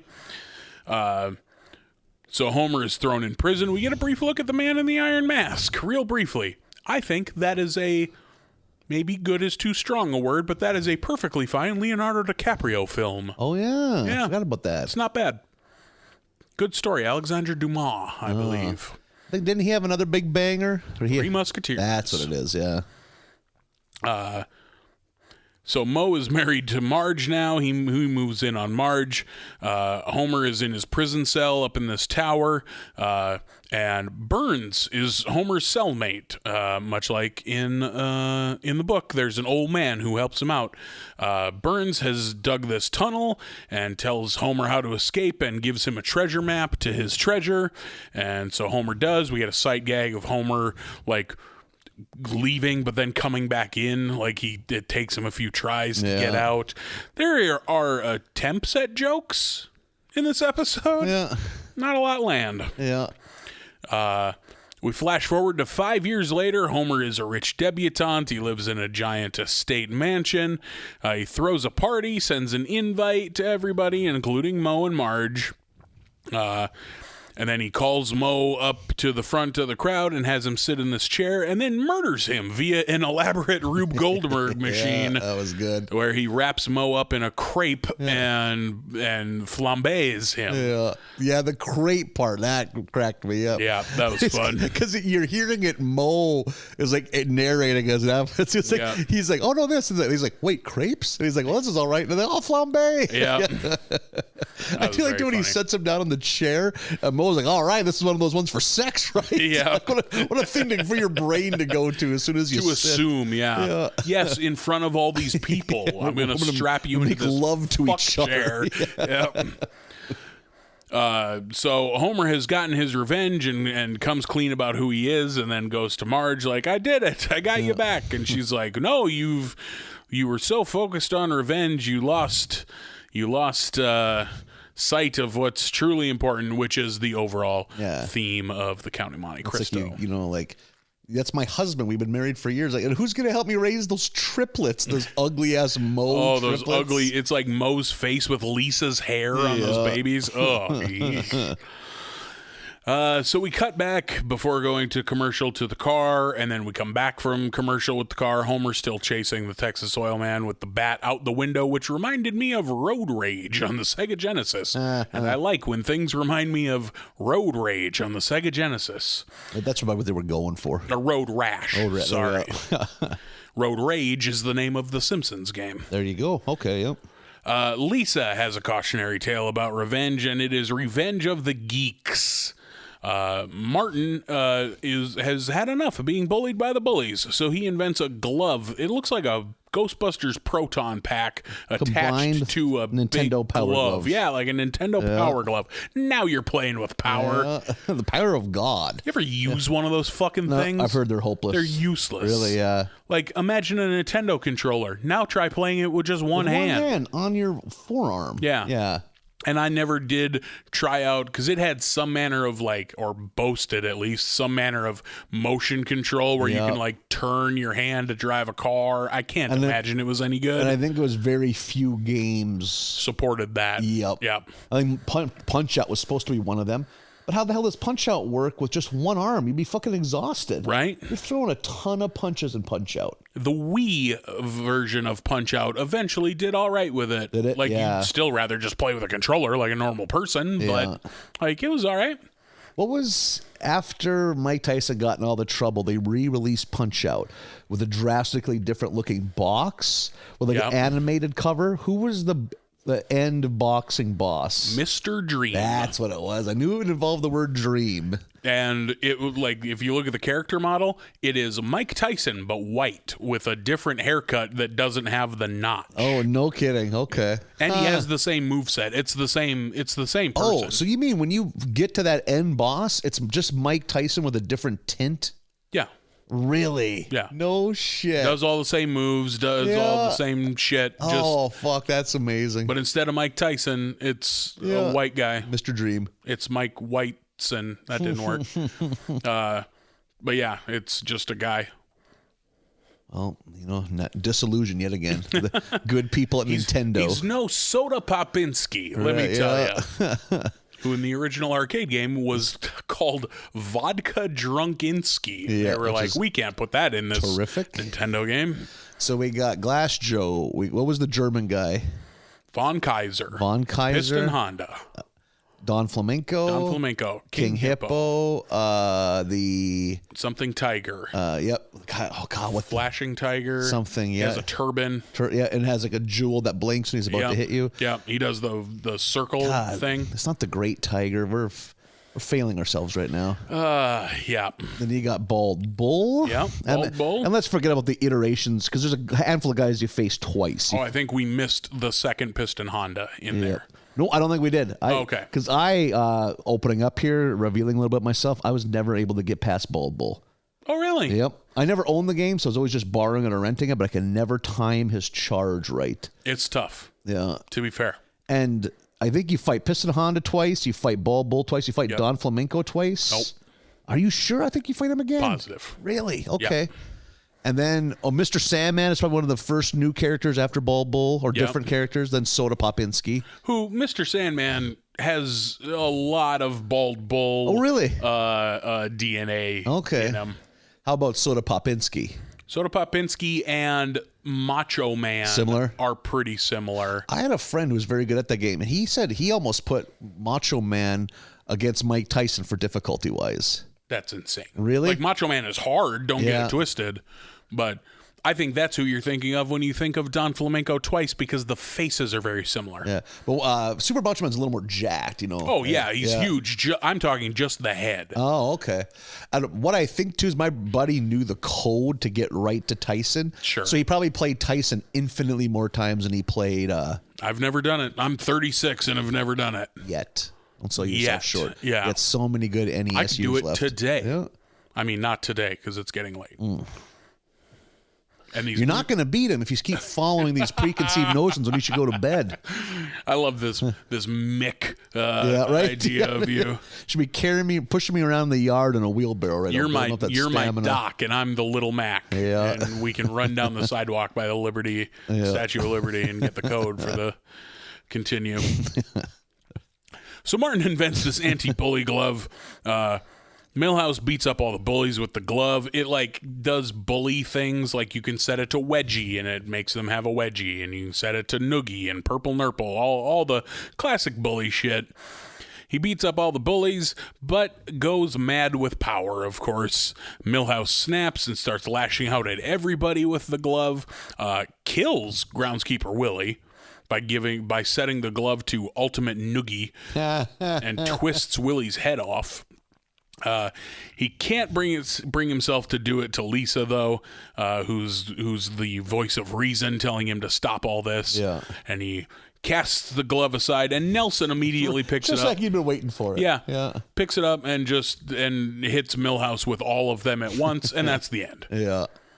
I, as a fan of Revenge of the Nerds, wish we would have had a little more deep dive into the Nerds mythos. They kind of just took the name, right? Yep, exactly. I don't know how vulnerable I'm allowed to be on this podcast program, but I've never seen that movie. That's good. I just love is it Curtis Armstrong who plays Booger? I think he's just a great comedic actor. I think that movie's very problematic now. I think I've heard that mentioned before. I've heard that as well. Doesn't age so hot, you know? Yeah. Oh, man, fucking Booger's so good. Is he the one who shouts "nerd"? No, Booger is. I know that is like he's one of the nerds, but he's more just like a scumbag than a nerd. Okay. He's like the little guy in the leather jacket with the curly hair and like picks his boogers and shit. Most of the rest of them are more stereotypical nerds, pocket protector nerds. Pocket protectors, big glasses, slicked to the side hair. Okay. Then there's the little like I graduated when I was 12 nerd, which is a good fit. Every nerd squad needs that. Then there's a very problematic feminine gay. Good. And then the 80s. Timothy Busfield plays Poindexter, who this is good comedic.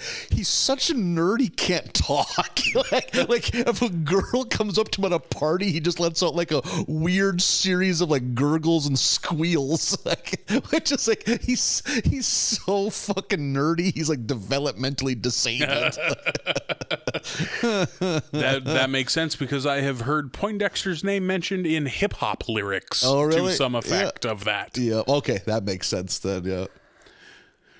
One last cautionary tale of revenge. In the in-between, Homer has caught up to the Texas oil man, who is like standing at the edge of a cliff admiring a sunset. And Homer gets out with the bat ready to whoop that ass, and Bart breaks into his story, which is Bartman Begins. Yeah, this is good. I had to look up the dates and be like, was Batman Begins really out by then? But it was. I'll be damned.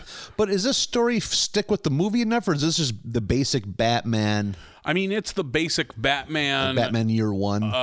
What's it called? Origin. Yeah. But they wouldn't have had that name without it because I don't think anything else used Batman Begins until that first Christopher Nolan movie. So we get the origin of Bart, who is little Bruce Wayne walking with his parents, and Snake is the killer in the alley, which I thought was obvious but good. Kills Marge and Homer.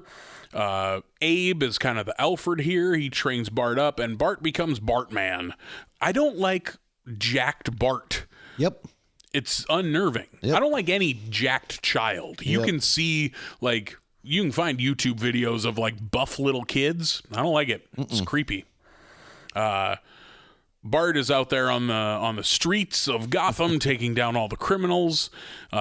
Serpent, which is what Snake is going by now, and dropping a lot of snake puns. Like he becomes a very cartoonish Batman villain. He burgles a jewels exhibit, and Bart fucking kills him. Yeah. Bart's been killing people this whole time, by the way. Yeah. This Bartman doesn't have that rule that Batman does. I like Poison Lemmy, too. Yeah. And he's not even a criminal. He's just a cross-dresser who was standing there minding his own business. Own life. Yeah. And Bart comes along. And still gets shot. Yeah. Bart throws him into the electrical box and he gets electrocuted. Yeah. And then he falls to the ground, and Wiggum comes along and pumps a few rounds into him. To make sure. Jesus Christ. Bart has learned zero lessons from this and thinks that revenge is great. And that's kind of the end of the Bartman Begins. I also did like that Grandpa was the Crimson Cockatoo. Yeah. And wants Bart to take up that mantle. And Bart's just like, nah. That's lame. I'm going to do something else, dog. I also have the note, don't like Rip Bart. Not one bit. Nope. Don't like it. I don't like that at all.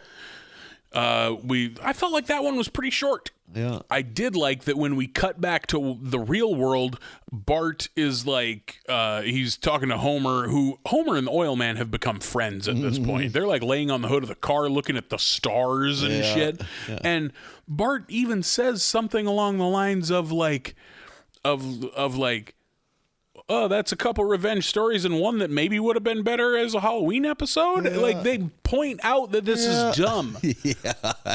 That's what I like when the Simpsons recognize their own failings. But at the same time, you could just not do it. We could not do it.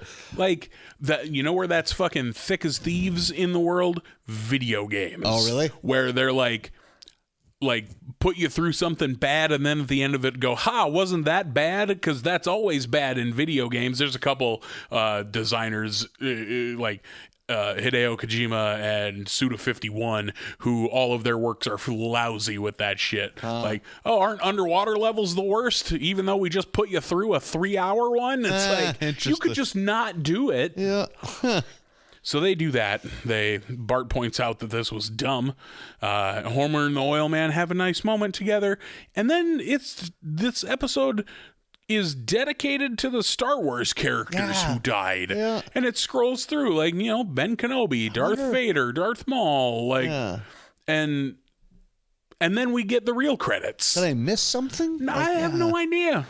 There was one thing I forgot to comment on. Probably the thing that made me laugh the most during this subpar episode was when when the nerds had first invented the gun and they needed to try it out or the glove on the bullies. It's when Martin walks into the boys' room and the three main bullies are just kind of milling around. And he goes, "Good morning, dinguses." just in the Martin voice. "Good morning, dinguses. What are you doing in here? Touching each other's butts?" It's exactly what Martin would think would be the most scathing thing. Yeah. And then also when I forgot when Nelson just happens to swoop in and get the glove, he goes, "Ha ha, you forgot about me. I was home with the mumps." Yeah. Such a good old-timey disease to be stuck at home. Children were vaccinated for the mumps by now. Well, we have seen his mother. That's true. She might not have been. She might have on top missed of that kind of the stuff. MMR shot that day. It was cool to see some Count of Monte Cristo references because that's a great story that is not often referenced, I don't think. And that clearly, that's twice as long as either of the other ones. Like, they clearly wanted to do a Count of Monte Cristo thing, and here's how they decided to do it. It is insane that I was able to get an English degree at a 4-year university with my complete distaste of anything written prior to World War Any I. classic literature. I think it's a good example of my ability to bullshit through things and also just the inadequacies of higher education in America right now. Yeah, you have an English degree and a creative writing master's there degree. The prereqs for that degree are multiple classes where everything in that class that you're discussing is prior to the Civil War. So there's one that's called British authors. It was like from Beowulf, which is like 1050 AD I'm aware. until I don't know what the 1700s one was. Sure. And I had to pass 2 of those. I was the clown prince of using MySpace to age myself, do the rate by professor and see which ones, who's got one foot out the door and they just want to finish things off. Jesus Christ. Yeah. Oh God, I used that because some of those professors were ball busters. I couldn't handle that. Or you know what else you could do? Go to class. The books. No, never. The fuck. First, you got to buy them. Oh God. Libraries are real. I would Nathan. often I would dig for deals on eBay and not have the textbooks until a month into class. Ugh. God damn it. There's a library less than 2 blocks from this apartment. I could get you, well, not now. It's definitely closed by now. But I could get you Count of Monte Cristo tomorrow. And that's probably public domain. It's like if you can just read it online, I have a handful of classic lit on my iPad because a ton of them are public domain, so you can just download them off iTunes. They're just there.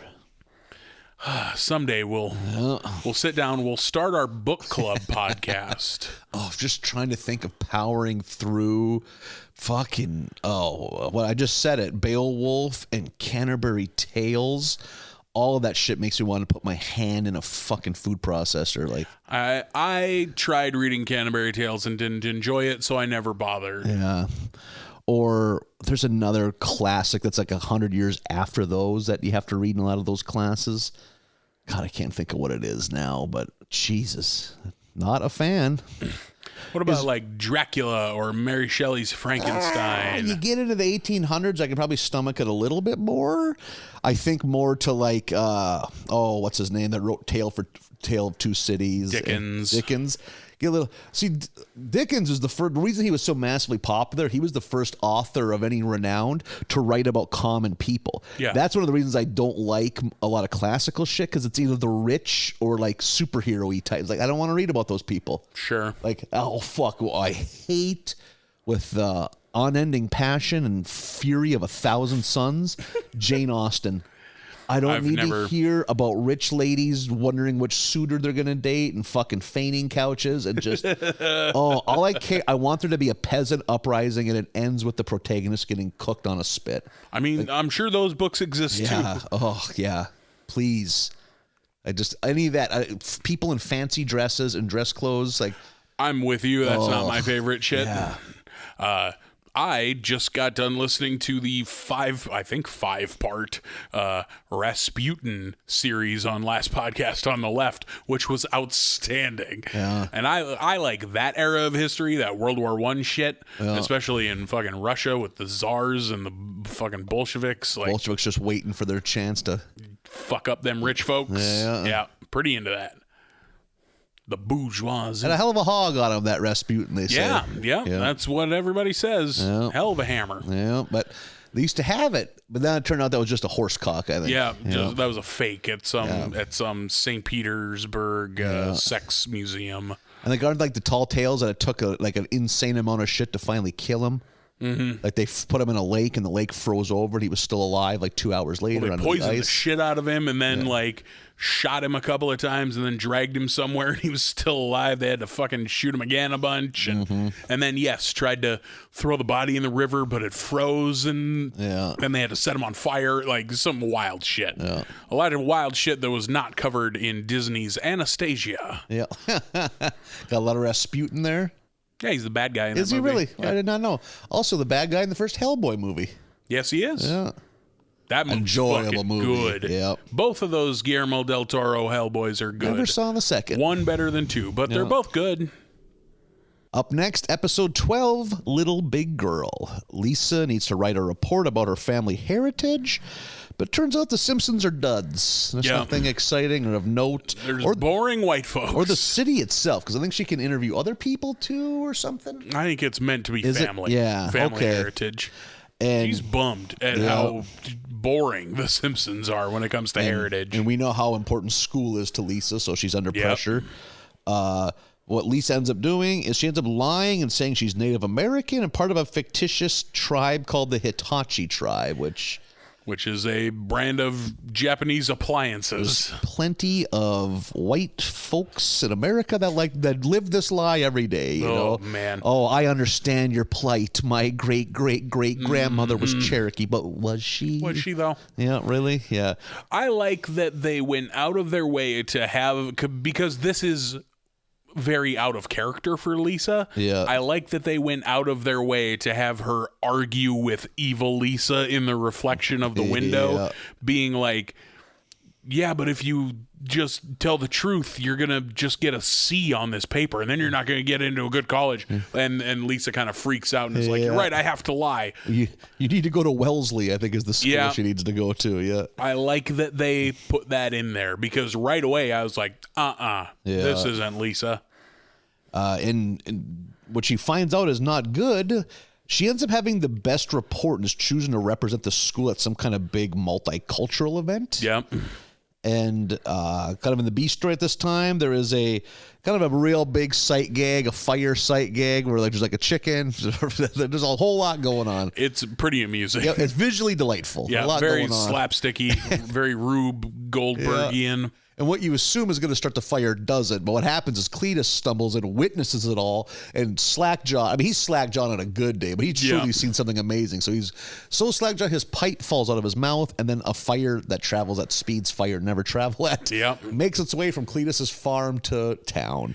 Question that popped into my head during watching this, knowing how far we are already, we're 18 seasons in, and knowing how deep they have had to dig into the bench for who gets on the cover of the DVD box sets. Does Cletus ever end up on a DVD box set cover? I would think so. I bet he does. I bet he does. I came to the same conclusion. Didn't look it up. I'd like to be surprised. Yep. Me too. I mean, Fat Tony is the one on this one. That man. On 18. And I think Fat Tony's a deeper cut than Cletus is. I would absolutely say that, yeah. So the fire spreads. It ends up going to Mr. Burns' place. Mr. Burns is washing his own car. Like, I still like that he drives like a 1920s Duesenberg. Yeah, or something some like Duesenberg. That. And the fire hits the bushes at an alarming rate. It starts Smithers' jacket on fire. And there's a gag where he's rolling around like, please help, I'm flaming. It's just him stop, dropping, and rolling, and a Mr. Burns looking directly into the camera, just like, what do you expect me to do here? Yeah. Like, what do you want me to do This with is that? the material you're giving me? This is what we're doing? Yeah, this is the joke we're going to make now? That was very funny. Season 18? Because that's a shit-ass joke. Yeah. So I like that Burns no-sells it straight to the camera. So the city is on fire, and it's looking like it could become calamitous. It's approaching the Just Match Head store. Yeah. There's a few other flammable stores coming up. And during all this time, they're wondering where the fire extinguishers are. Bart has stolen them to make like a kind of a, I don't know, fire extinguisher powered go-kart. Yeah. You know? He's strapped them all To a pointing wagon. backwards to a red wagon. Yeah. And he flies through town at the perfect time. Doesn't mean to. It's all done unwittingly. Yep. And because it's powered by the fire extinguishers, he gets the fire out. The whole town. Yeah, the whole town. Somehow. Super cartoony. Very cartoony. Yep. He goes flying through town, spraying extinguisher everywhere, and puts out the whole town's fire. So Bart is kind of now the hero of the town, and he gets a choice of whatever he wants. He wants a driver's license. Yeah. Mayor Quimby's like, you got, because like, I want a license to kill? No, a license to drive. It's like, whatever, man, like, it's your choice. Wish. Yeah. Which I can totally see a 10-year-old town kid, this being a dream come true, wanting to be able to drive. Yeah. Like, growing up on the farm, you drive as soon as you can. Yeah, it's like reach pedals. Yeah. So, and I do like when he finds out what a lot of teenagers find out. Having a driver's license means you're just stuck running errands a lot. Yep. Like, common one for me was getting sent to town to get a pack of Marlboro Lights, a Diet Mountain Dew, a box of Fiddle Faddle, which is knockoff Crunch and Munch. Oh, man, Fiddle Faddle's delicious. Yeah, and I think Crunch and Munch is great, too, but I'll fuck Fiddle Faddle up, too. And Cracker Jack, they're all the same thing. Oh, you are wrong there. Oh, shit. I'm gonna drop a little, you really came at me. I'm going to drop a little popcorn snack science on you. Your body language was very aggressive just now. I enjoy Crunch, or I enjoy... Cracker Jack. Cracker Jacks. Who doesn't? I think they're at about, you give it a scale of 1 to 10 on your popcorn snacks. I'm putting Cracker Jacks at a 6.5 to a 7. Solid. Okay. I'm putting Crunch and Munch, Fiddle Faddle, and Screaming Yellow Zonkers, the third of the different kinds of. It's about a 9.95. I think it's about as good as popcorn can get. What's the difference maker? Caramel versus butter toffee. Oh, okay. Yeah. I was hoping you were going to be shocked by this revelation. I was expecting, Fiddle Faddle's got more peanuts, something like that. It's a fundamental change in the sugar sauce that they splash that shit in. Yeah. Yep. I'll back that. There we go. We had a breakthrough here. When you get the big tin of 3 different popcorns, what's the first one that gets eaten? Break it down for me. I haven't seen one of those in a hot minute. What are the butter, 3? Cheddar, caramel. Fuck, For me, I think I often go for the cheddar because that's just not something I have very often. Same here. Yep. Followed by the caramel for me. Probably. Yep. I mean, like, I'm dabbling. I'm not just fucking eating all of one and then all of the next. Like, I'm not one of those people. But, like, those are the ones that are going to run out first. How fucking dead is it if you work at the ceremonial popcorn tin factory in January? Oh, yeah. That gotta be. That's I'm sure you're part-time. laid off. I'm sure it's like working road construction. You just collect unemployment the rest of the year. Yeah, Dad's always home from January to August, just loafing. He really puts in the hours from September to December. I looked up recently because I thought that you and I should get America's Barley Basket popcorn tins. Oh, you've discussed as that, merch. Yeah. And I did the research. They are A, shockingly hard to find where to get them, and B, awfully expensive. We need to know, dear listeners, what your popcorn budget is. We need to know if it's feasible. How much you dropping at popcorn treats a month? It's like these people give these things away for free, like companies and families even. But holy shit, those popcorn tins are fucking expensive. I could go down to Fleet Farm, buy a dozen of them that just have an elk on the side, and just draw America's Barley Basket on it and sell it for cheaper. You need to just go to like a place like Jiffy Lube or something that has like burns to a lot of 5-gallon pails. Cut a deal with them. Wash those pails. Hand paint them. Fill them full of your own special treats. Mm-hmm. Nothing illegal about that. Nothing. Artisanal America's Barley Basket Christmas themed. Oh. Holy shit. They cost like $1,500 because of the man hours you're putting in. No. I finish one every 3 weeks. I'm working 70 hours a week. Also, nothing says completely legal like selling homemade in used oil pails and sending it through the mail across state lines. Just destroying your apartment dishwasher, cleaning out industrial fluids out of 5-gallon drums. You can only wash one in the dishwasher at a time. 5-gallon pails are big. Can't go in the top rack. No way. You can't get two. Oh, in you're the bottom. throwing that top rack out. That's how that story begins and ends. I love the idea of like not telling people what the treats are. Just, you want treats? We'll put treats in there. Yeah. Oh yeah. Like, they trust you. This seems to be half filled with popcorn, and then some store-bought peanut brittle, let's see, and some bite-sized Snicker bars, and then it's just topped off with marshmallows. Chocolate-covered potato chips till you realize how time-consuming that is, and then a middle layer. It's like sentiment, like when you're looking at there's like a middle layer of peanut brittle, but it's like this is going to weigh 75 pounds, and then there's a bunch of fucking fluffy popcorn on top, or marshmallows, something to save on shipping. Marshmallows, in the bag still. Don't even dump them out. Just a bag of Jet Puff marshmallows. After shipping, you do the math. It's like I'm making like $1.80 an hour. This is outrageous, and that's if I sell them all. Christ, I hope our Irish listeners don't buy these. I can't pay international shipping. Fuck. It's cheaper for you to fly, deliver them by hand. I buy tickets, check the popcorn bucket. You gotta have it shift in the belly of the plane. It's too heavy. Yep, gotta check it. Sir, what's in the bucket? Peanut brittle mostly. I'm gonna be honest. Run it through the X-ray. It'd be fun to look at. Yeah. Jesus. Is this your snacks for the flight, sir? Yeah, it's a fat joke, you son of a bitch. You asshole. Yeah, try to bring it on as a carry-on. I mean, I'm bringing one. Holy. If you had to be sat next to a guy our size, you're already bummed. When he attempts to spread his legs so he can hold a 5-gallon drum of treats between them. No, just help yourself. I'm not going to eat most of this. He's not going to take any for sure. Is he wearing shorts? It's December. Oh, Christ. Fun fact, I am a huge peanut brittle fan. I enjoy it, but boy, I can go years without having it. I don't care. Give it to me raw, baby. Really? Oh, yeah. That shouldn't surprise you, though. Like, I'm also a huge toffee. Like, I love a score bar. Yeah, you know. You got a little Lord Fauntleroy in your sweet treats. I'm a fancy toffee boy. I'm always saying it. Toffee boy with your little short pants and your curls. Yeah, my curls, my funny hat. The Christmas treats I enjoy, if it's done right, I enjoy a good piece of fudge. Yeah, I like fudge, but don't love it. Yeah. Yeah, if you ever have the good shit, that'll aim you right. Sure. I like what are the red peanuts? Oh, fuck. Boston peanuts? Is that what those are called? Yeah.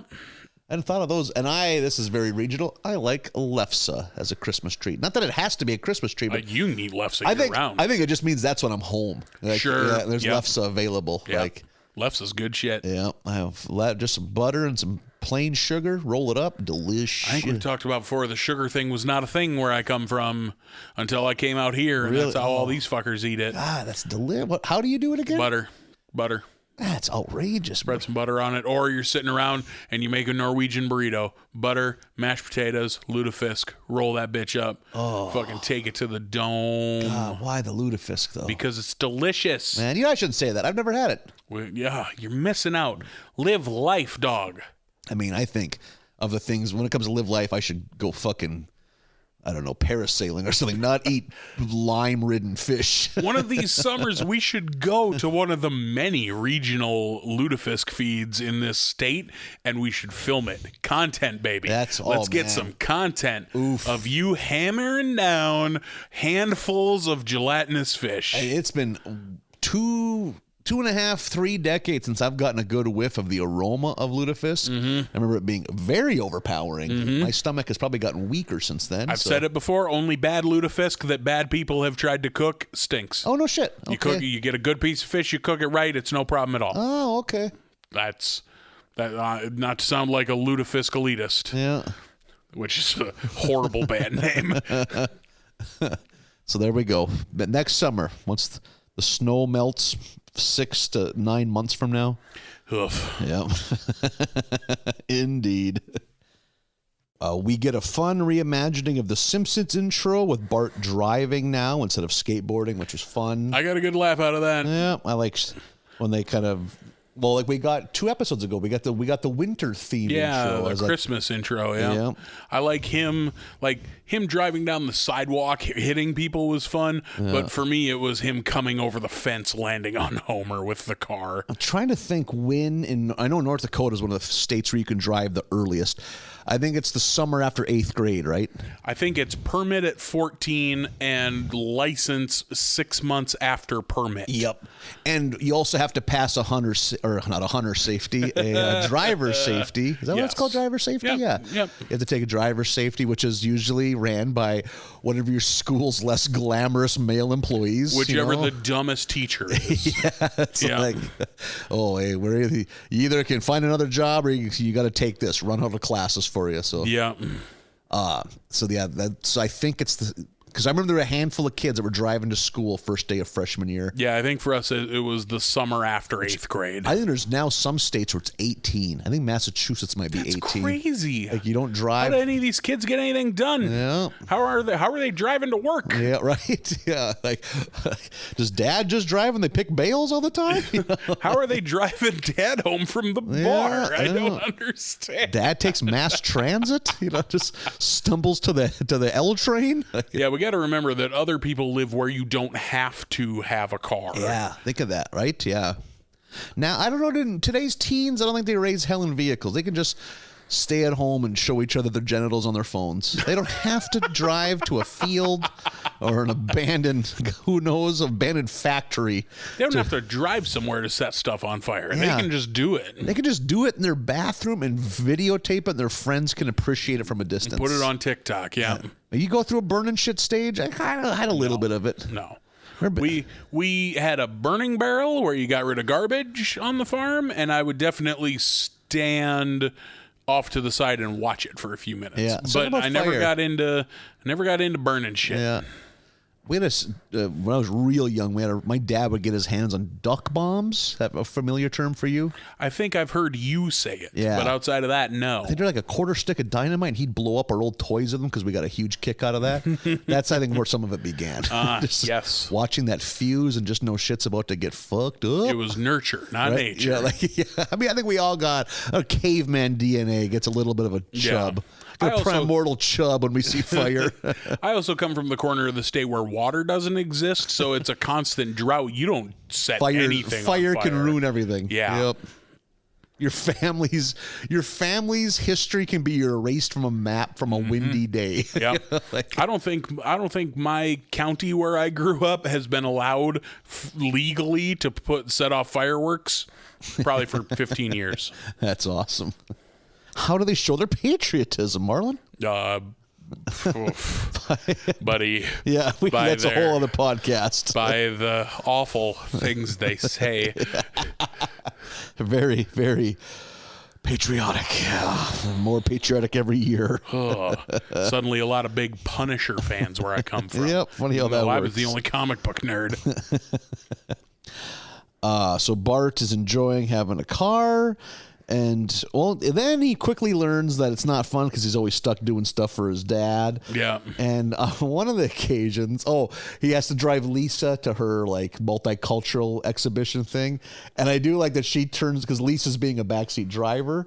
And he's like, how about I tell them the fact that you're not an Indian? She's like, okay, I'll be good. She's in deep. She's in too deep.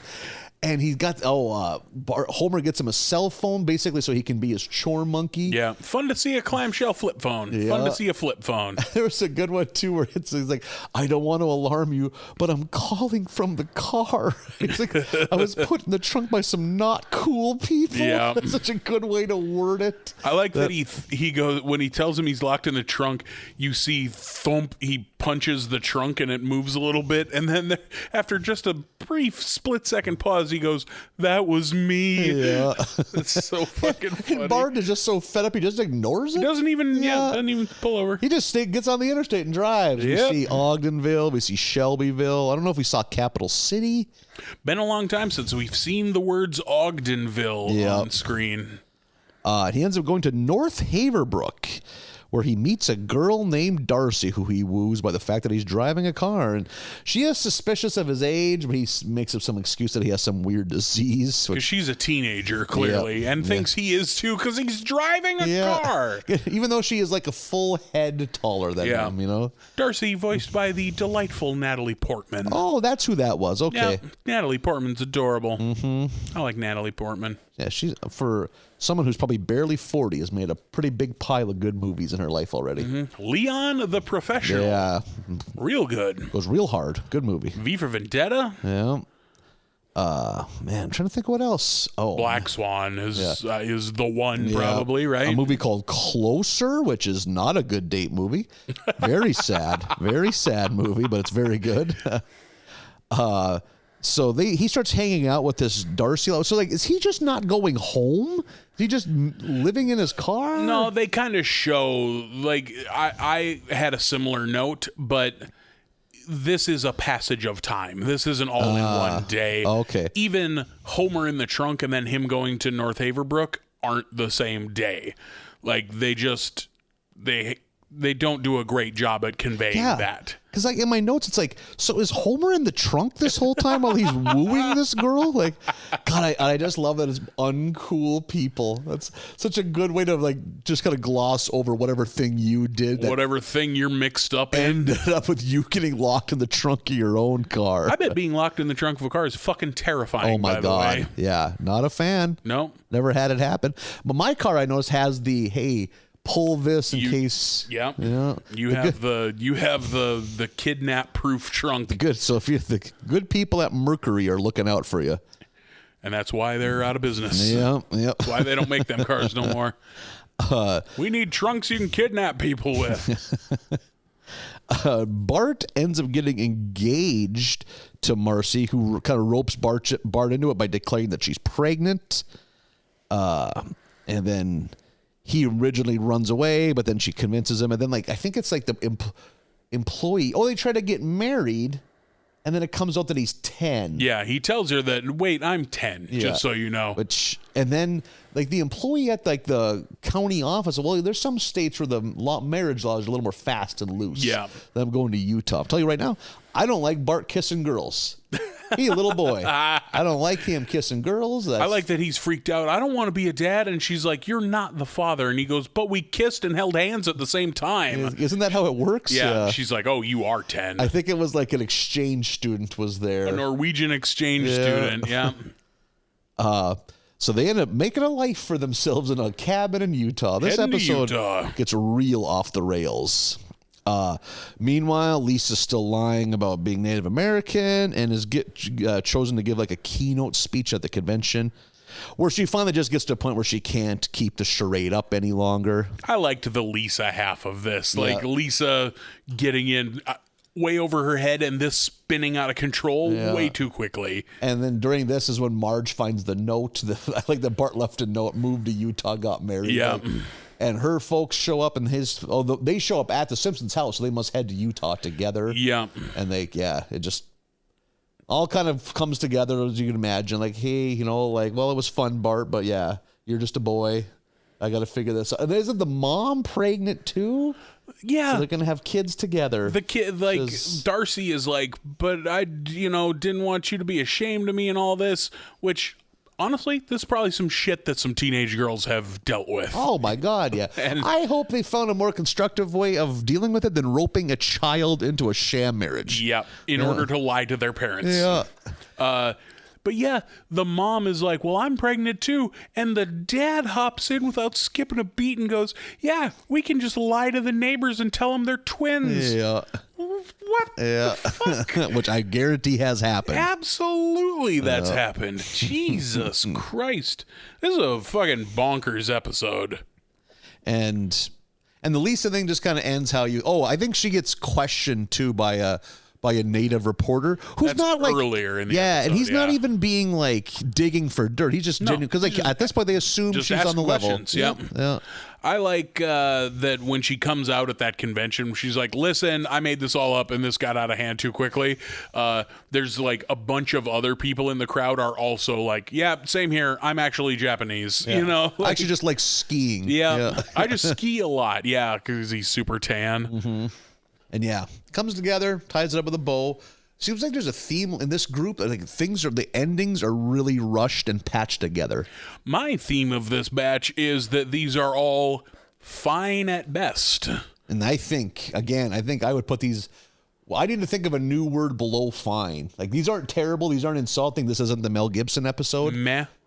These are meh so far. Okay. Maybe yeah. occasionally rising above meh every once in a while. Maybe the second one was above meh. I think they're all above meh for me, but not by much. They're all fine.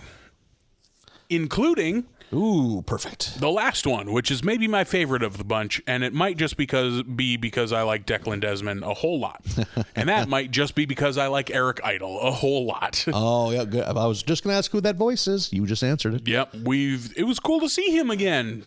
Yeah. Declan Desmond. What a random ass character to come back around. Right? We've not seen him in so long. And what an insane pop culture thing to reference is the 7-Up series. Which I have no idea of. It is quite the thing. I remember when I was a nerdy film kid, I remember reading up on documentaries, what are considered the best. And this is, I had to look it up. They started in 1963. The first one was called 7-Up, where they just interviewed a bunch of 7-year-olds about their lives and what they think the future holds, and kind of a way to reflect on what the future of Britain, because they're British too. Okay. And then they've followed these same kids every year for 7 years. Checked in with them kind of thing. The last one came up was in 2019. It was called 63 Up.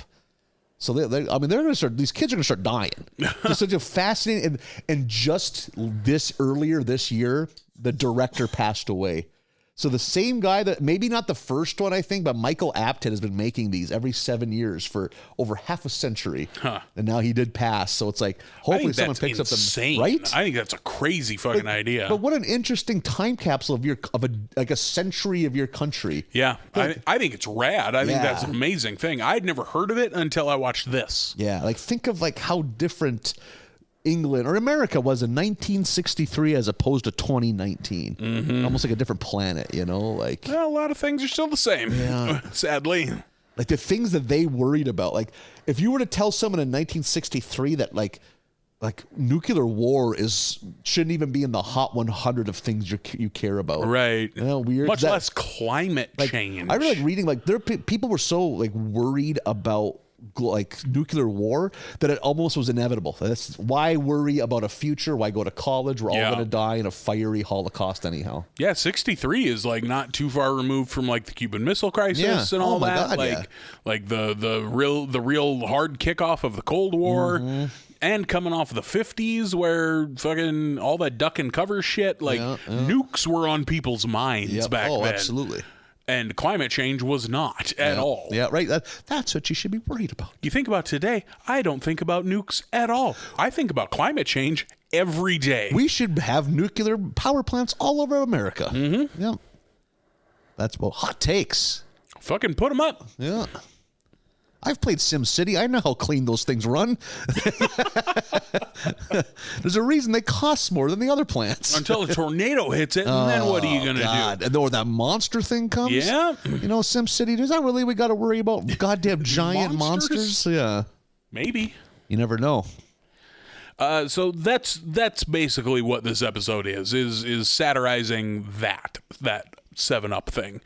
Declan Desmond is back. He's narrating. It's Eric Idle, who's lovely. Every time I hear Eric Idle's voice, I think of Always Look on the Sunny Side of Life, which makes me happy.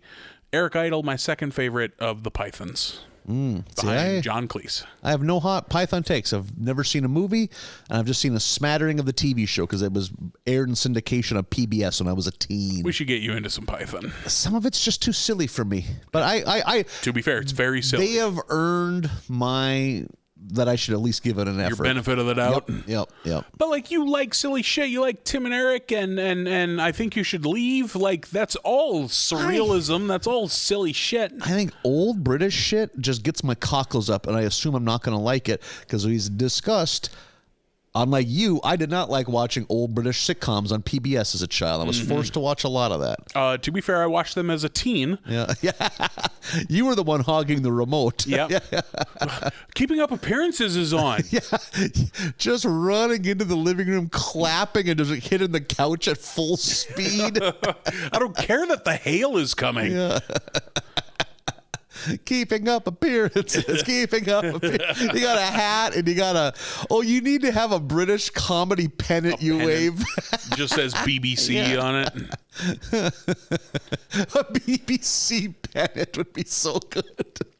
It's funny that he wasn't a hit with the ladies in high school. There's no way that exists, by the way. And I was not. I'm going to come back to my place and watch Faulty Towers. Dude, if you laugh, but if a nice lady came up to me and said that today, I would be ring shopping tomorrow. Yeah. Oh, like, I can't go out tonight. I have to stay home, and there's some new reruns of Faulty Towers. Or they're airing Keeping Up Appearances, the Lost episodes. What's the one with the they're all employees at a department store? Are You Being Served? Oh God, that's the one I could probably tolerate the most, but still, yeah. That's the one I like the least. Oh, really? Yeah. Jesus, yeah. I'm sorry. I'd love to catch up with you, but I'm going to be at home recording Are You Being Served? And all of a sudden, like, you say? You get this dreamy look in your eyes. I only hear what I want to.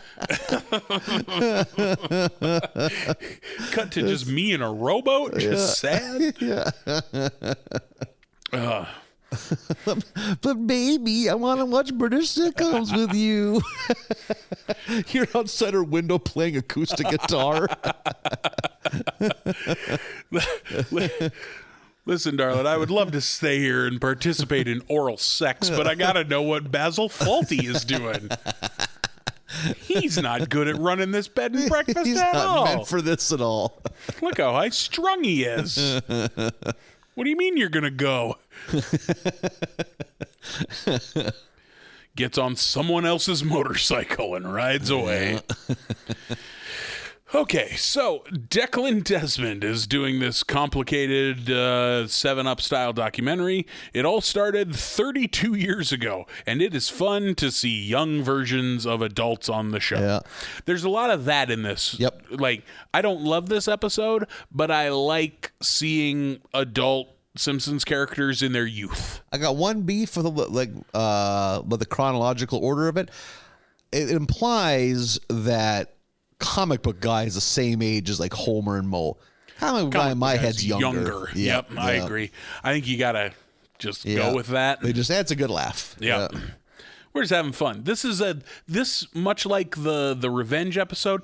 This is a it doesn't count episode. Yeah. Much like the Christmas episode. The Simpsons didn't buy that house in Scottdale, Arizona. There's no fucking way. So this is a non-canonical episode, I would say. I like that poor young Lenny is deemed too boring. And I like that Declan Desmond says as much. He's just like, Lenny says something about a birthday party he's going to have, and Declan's just like, after that I never wasted another second of film on that child. Yeah. I also really like the character Declan Desmond. I like what a dirtbag he is. Conceited prick. Yeah. We get Wiggum, Clancy Wiggum, who used to play cop and then was a hall monitor in his teens. And then he made it through the police academy and the force all the way up to chief by giving back rubs with his gun. Yeah, the butt of his gun. That's the backstory on how Wiggum became chief. I like the weird glimpse into Crazy Cat Lady. Oh my God, we're going to get to that. That was outstanding. That was a good thought. That was my favorite part of this whole episode. Yeah. So whoever thought of that, tip of the hat. Yeah. Young Homer as a child, age 8, dreamed of being rich, and then we follow him not achieving that at all. And then, suddenly, Homer has the sweet life. Yeah. He's living in a mansion. The kids are riding jet skis and then dolphins. Yeah. Bart's like, mine's got a cup holder. And he puts his soda in the blowhole. It just sinks. It just slowly dies. Murmur and sinks. That was fun. Homer is rich because he invented the condiment pen, which is just one of those multicolored select pens, but filled with condiments instead of ink. That was fun. This is where I was like, what the fuck is going on? Yeah. You know, this is when I was like, oh, this is like the behind the music episode. Yeah. You know, this is just a silly, fun episode. Yeah. Young Frank wanted to be a rocket scientist, grows up to be Frank, you know, who he is, very accomplished scientist, but goes back in time to tell his young self to avoid science so that he can get a girl. And as he's crossing the street to give himself that message, he's hit by 2 different cars. Yeah. And then young Carl steals the time machine. Yeah. And I wish we'd have done more with that. He just kind of pops up later on once. I did like that they had him pop in later. Yeah, me too. Yeah. I liked it, but I wanted more. Yeah. Then we get the story of Eleanor, who I had no fucking... I was like, what's this? What's going on? Yeah. She was a young girl with aspirations, and then she was a Harvard lawyer graduate and Harvard doctor graduate, which they demonstrate by her wearing a stethoscope in the courtroom, which was fun. And then we show her on the couch as she ages being like, I never got married, never had kids, but I have this cat for company and that's nice. I'm thinking about getting another one. I'm just taking some time to myself right now. And then it jumps ahead 8 years to Crazy Cat Lady hucking cats at the cameraman. It's a hell of an 8 years. Yeah, that was outstanding. And I like that she also throws her Harvard law degree at the camera that is sprinkled in there amongst the cats. So that was really fun. I liked that. We get young Marge, who's a shutterbug. She likes taking pictures. We see the origin of Disco Stew, which is fun. He's like... He goes to get his picture taken. Marge is taking pictures at like a Sears or whatever. Yeah. And he's dressed nautically. Has the captain hat and the captain Admiral garb. Stew? Yeah, nautical stew. Nautical stew. Yeah. But you don't learn that like right away. He sits down and he starts talking and it's the sea captain's voice. Yep. And you're like, this is a young sea captain. And I had just enough time to go, that doesn't really make sense with the timeline. He's significantly older than Marge. And then Marge is like, oh, you mind if I put on some music? And she puts on some disco, and he throws his hat off and is like, nautical stew is now disco stew. And it's like, that's fun. Look at that. That was a good idea, too. What a dumb, fun thing. Yeah. A lot of dumb fun in this episode is how I would describe it as a whole. Marge, as she gets older, has given up on a lot of her photography-based dreams in order to help support Homer.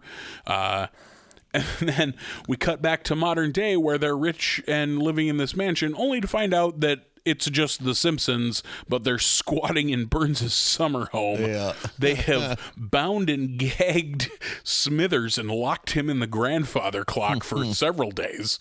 Burns shows up and is pissed and lets Smithers out of the clock. There's a fun bit where he's like, Smithers, release the hounds. He's like, but they're back at the winter home. He's like, oh, fine, take the car, and throws him the keys. And then it like cuts ahead a while, and Burns and the Simpsons are sitting around bullshitting. And finally Smithers comes back with the hounds and releases them and chases the Simpsons out. Now we get Declan at the Simpsons trying to get some answers as to why they were squatting in this fucking in Burns's home. Lenny shows up like, hey, I'm ready for my part. And Lenny is still too boring. Tried that new shampoo or something like that. Yeah, Like, no, I never did. Like, that's how boring he is. That In did you 7 try years. that new shampoo, which is the hottest topic he hasn't done. Homer just wanted to impress Declan because Homer feels like a failure. Declan actually feels sorry for Homer. He's down at Moe's and spills that to Moe that he feels sorry for him. Declan gets a little inspiration on how to make Homer feel better, invites Homer to his editing bay. Homer comes into the studio, and Declan has made a nice supercut of people saying nice things about Homer. How much they envy him. Yeah, what a great life he has and what a great guy he is. People from all over town and his family all saying nice things about Homer. And Homer has that moment of realization of like, yeah, I was always dreaming for bigger things, but I'm happy with what I got. And then fucking we could have just ended there, but instead Homer's like, I guess it's to drive that point home that Homer will always be dreaming about bigger shit. He's like, by the time you film me again 8 years from now, I'll be the biggest rock star, and picks up that guitar and sings this song about Satan, you're my lady, and stick me with your pitchfork thing. Yeah, it's... And he and Declan sing it, and we're done. It's not very funny. No, it goes on way too long. Yeah, it feels very forced. Yeah, it's very weird. It felt like, we need 60 more seconds. A couple thick gags that I liked. It was, I think, when Declan goes to interview Homer at home for the first time since like it's been proven that he didn't have the mansion, that it was all a sham. Yeah. And I think he kind of lets him have it. Then like, I'm not proud of this. Is that what you want to hear? Or whatever. And Declan looks at the camera after Homer leaves and goes, strong words from a dumpy man. And I think there's in an earlier scene too, it's Homer's working as a maracas player in a mariachi band. Yep. It's like, the secret is they pay me in limes. God, I got a kick out of that. Yeah, that was funny. Yeah. And like the way they play it is as if it's a trick, but Homer's aware. So no, I get paid in limes. Like the band leader, the guitarist, is like, we pay him in limes, and you're like, oh, that's funny. And then Homer turns to the camera and is like, yeah, they pay me in limes. That sounds like a nice perk for him. It's not like they're sneaking one by him. He's super into it. Yeah, like I have never seen and was never aware of this 7-Up documentary. I got the gist of it just via context during the episode. But yeah, it felt a lot like that Behind the Music episode is how I felt about it. Yeah. It was fine. Yep. Eric Idle goes a long way. I like Eric Idle a whole lot. Yeah, I didn't dislike that one, but there was not one in this batch that got my radar up at all. No, like if you made me pick a favorite, I could, but there's not an obvious front runner for me. Nope, me either. Like all of these were fine for me, middle of the road. I didn't hate any, didn't love any. Yeah, it was fine. Yep, I'd say the second one, where they go to the bay. Yeah, that might be my favorite if you forced me to pick one, put a gun to my head. Yeah. You can just sense the excitement around this batch of Simpsons episodes. We almost needed a shitty one to get our dander up, right? To get our druthers. We needed to get a Mel Gibson episode in here. Both you, Nathan, and you, the listeners, should do yourselves a favor today and listen to Eric Idle's The Bright Side of Life. There we go. Yeah. Look it up on YouTube. Him hanging on a cross. It's from The Life of Brian.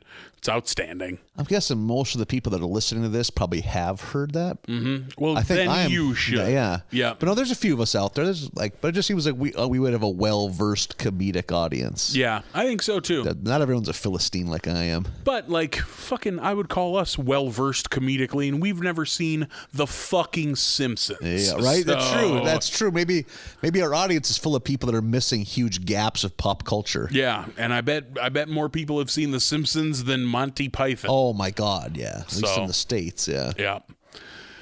We'll do it again next week. Next week is season 18, episodes 14 through 18. We're getting there. We'll do 5 more, baby. Yeah. I'm going to watch them. Yeah. Why not? I'm not better than the Simpsons, nor neither are you. No one's better than each other. Yep. We're all one people watching We're all Simpsons. one hive mind watching the Simpsons. Don't try to fight it. Don't think you're better than us. Just can't deny it. Just settle into the warm embrace of the hive. Yeah, let it envelop you. Let your id melt away. Surrender yourself. Yeah, your ego just become part of us. Yeah. It's like, what's the thing in Star Trek? The Borg. Oh, yes. Part of the Borg. Assimilation. Yeah, just get assimilated, bro. Yeah. It's real sweet in here. Just let it happen. Yeah. I think we're also describing freezing to death. Just let it wash over you. A warm hug of hypothermia. Mm-hmm. Yep. Take those pants off. I don't like discussing this when we're doing comedy and weather as treacherous as we have up here. Oh, yeah. We all jump into my car when it's 14 below wearing sweatshirts and no gloves or hats or boots. So if we ever hit the ditch, it's going to be one of us hollowing out the other to try to survive the night. Yeah, we've all seen Alive. We know how this is going to end. Yeah. Boy, these boys are eating human liver 4 hours into the trip. They got snacks they haven't even opened. Untouched pretzels. Look at all these chocolate peanuts. Oh, man. Oh, the chilling news of the Fulsebach party. Yeah, you can only eat too many pretzels. They rip your mouth up. Make you so thirsty. Yeah. I don't want to drink snow water. Take a bite out of that thigh. Yeah. So 14 through 18 are the episodes for next week. You telling jokes this weekend? I am not. Yeah, I mean, we got a weekend off. Embrace the holiday season. That's what I'm going to do. See some lights, drink some hot cocoa. I don't know, caroling. Should I do some caroling this week? You should absolutely do some caroling. Wear a turtleneck? Oh, I'd look good in a turtleneck. Fuck yeah, you would. Misshapen head of mine. let's really accent it. Yeah. Let's really make it look like the fucking Tootsie Roll Pop that it is. Me in a turtleneck with a tiny little Santa hat tilted to one side. Perfect. Let's do it. Let's eat some popcorn and enjoy ourselves this weekend. Why not? Nice weekend off. Hell yeah. I like doing comedy, but I also like a weekend off every so often. So go Christmas shopping. Yeah. Oh, man, I bought so many fucking underwear for myself. Did you? I really treated myself the other day. I went real hard on the underwear paint last Black Friday, so I'm like 18 pairs. So yeah. Jesus. Yeah. I don't own 18 of anything. Also, I need to throw some of those away. Some of them are getting to be voting age. We don't need that. I got one pair that I'm at 16 years old. Underwear? How? Why? Because they're kind of a looser fitting, silky kind, so they're not all up in the body gravy. They're more they have a separation. There's enough air in between them. And I mean, that elastic is getting very threadbare. I was about to say that elastic has to have given up long ago. Shockingly, I think it was a higher end pair of drawers or some kind of designer thing I got a deal on. I mean, that just proves you get what you pay for, right? Yeah. Stacey Adams is the name of the underpants. So okay. Get your hands on some Stacey Adams underpants. They'll last you a while. That's my least favorite Adams Family member. Just making undies for obese men. I don't like a loose, long underwear. I like a tight, long underwear. Yeah, the little bikini briefs to get the jockeys? No, I want some legs on them. I buy... maybe they'll sponsor us. I buy Duluth Trading Company extra long boxer briefs. They go down to your fucking knees. I think if I was honest with myself, I would like a good fitting. I think a bikini brief would be good. I don't want a thong. I don't need to be flossing. That's not what anyone did. I don't need. You want the same front, but with a full back. Exactly. I like to have my biscuits held comfortably. Yeah. And I don't need legs. But I do. I always wear them. I buy boxer briefs too. I like legs. Slave to the machine. I don't want. It's just nice to have legs because if you need to do something in your underwear, you're not going to scare your neighbors. I like keeping these thighs separate. That's what I like. Yeah. I like slapping them. You hear that clap? Oh God, what you're doing on my couch? I'm going to set that couch on fire. We can think of a fat guy version of WAP. Oh my God. Oh boy, I'm hoping some of this gets picked up because I know you are. This is a nightmare for me to see. Yowza. You are nightmarishly fluid when you get moving. Yikes. Jesus Christ. I hope it doesn't happen. If I ever turn into a homicidal maniac, I hope that's how the prosecutors describe my actions on the night in question. The perpetrator was nightmarishly fluid. Oh, my God. Woof. Okie dokie. Well, I shouldn't have got winded from that. That's not good. Not good at all. All right, you and your thighs. Oh, so I'm putting my hand between my thighs now. There's some pressure there. This is a nightmare, you guys. My thighs are thick enough. I can really get it working without getting knock-kneed. I'm not hitting my knees too bad. Pretty sure the cat just left the room. Too aroused. Oh, Christ. Okay. Everyone enjoy yourselves. We're going to call that another episode of America's Barley Basket. Eventually, I'm going to have to get so weird that you just got to do a hard cut. We're done. And just in post, put a new ending on. Just come in, just me afterwards. Like, sorry for the abrupt, you guys, Clearly but I different. had to. Yeah, it's clearly a different time, different mic, different location. Yeah, you're on the road. There's an echo to it. Yeah, it's way different. Yeah, I think he's in the shower doing this on his phone. Hiding? Yeah. Okay, 14 to 18 for next week. You can find us on the internet at Barley Basket USA on Facebook, Twitter, and Instagram. BarleyBasketUSA@gmail.com is the email address. Everyone enjoy yourselves. Bye, everybody.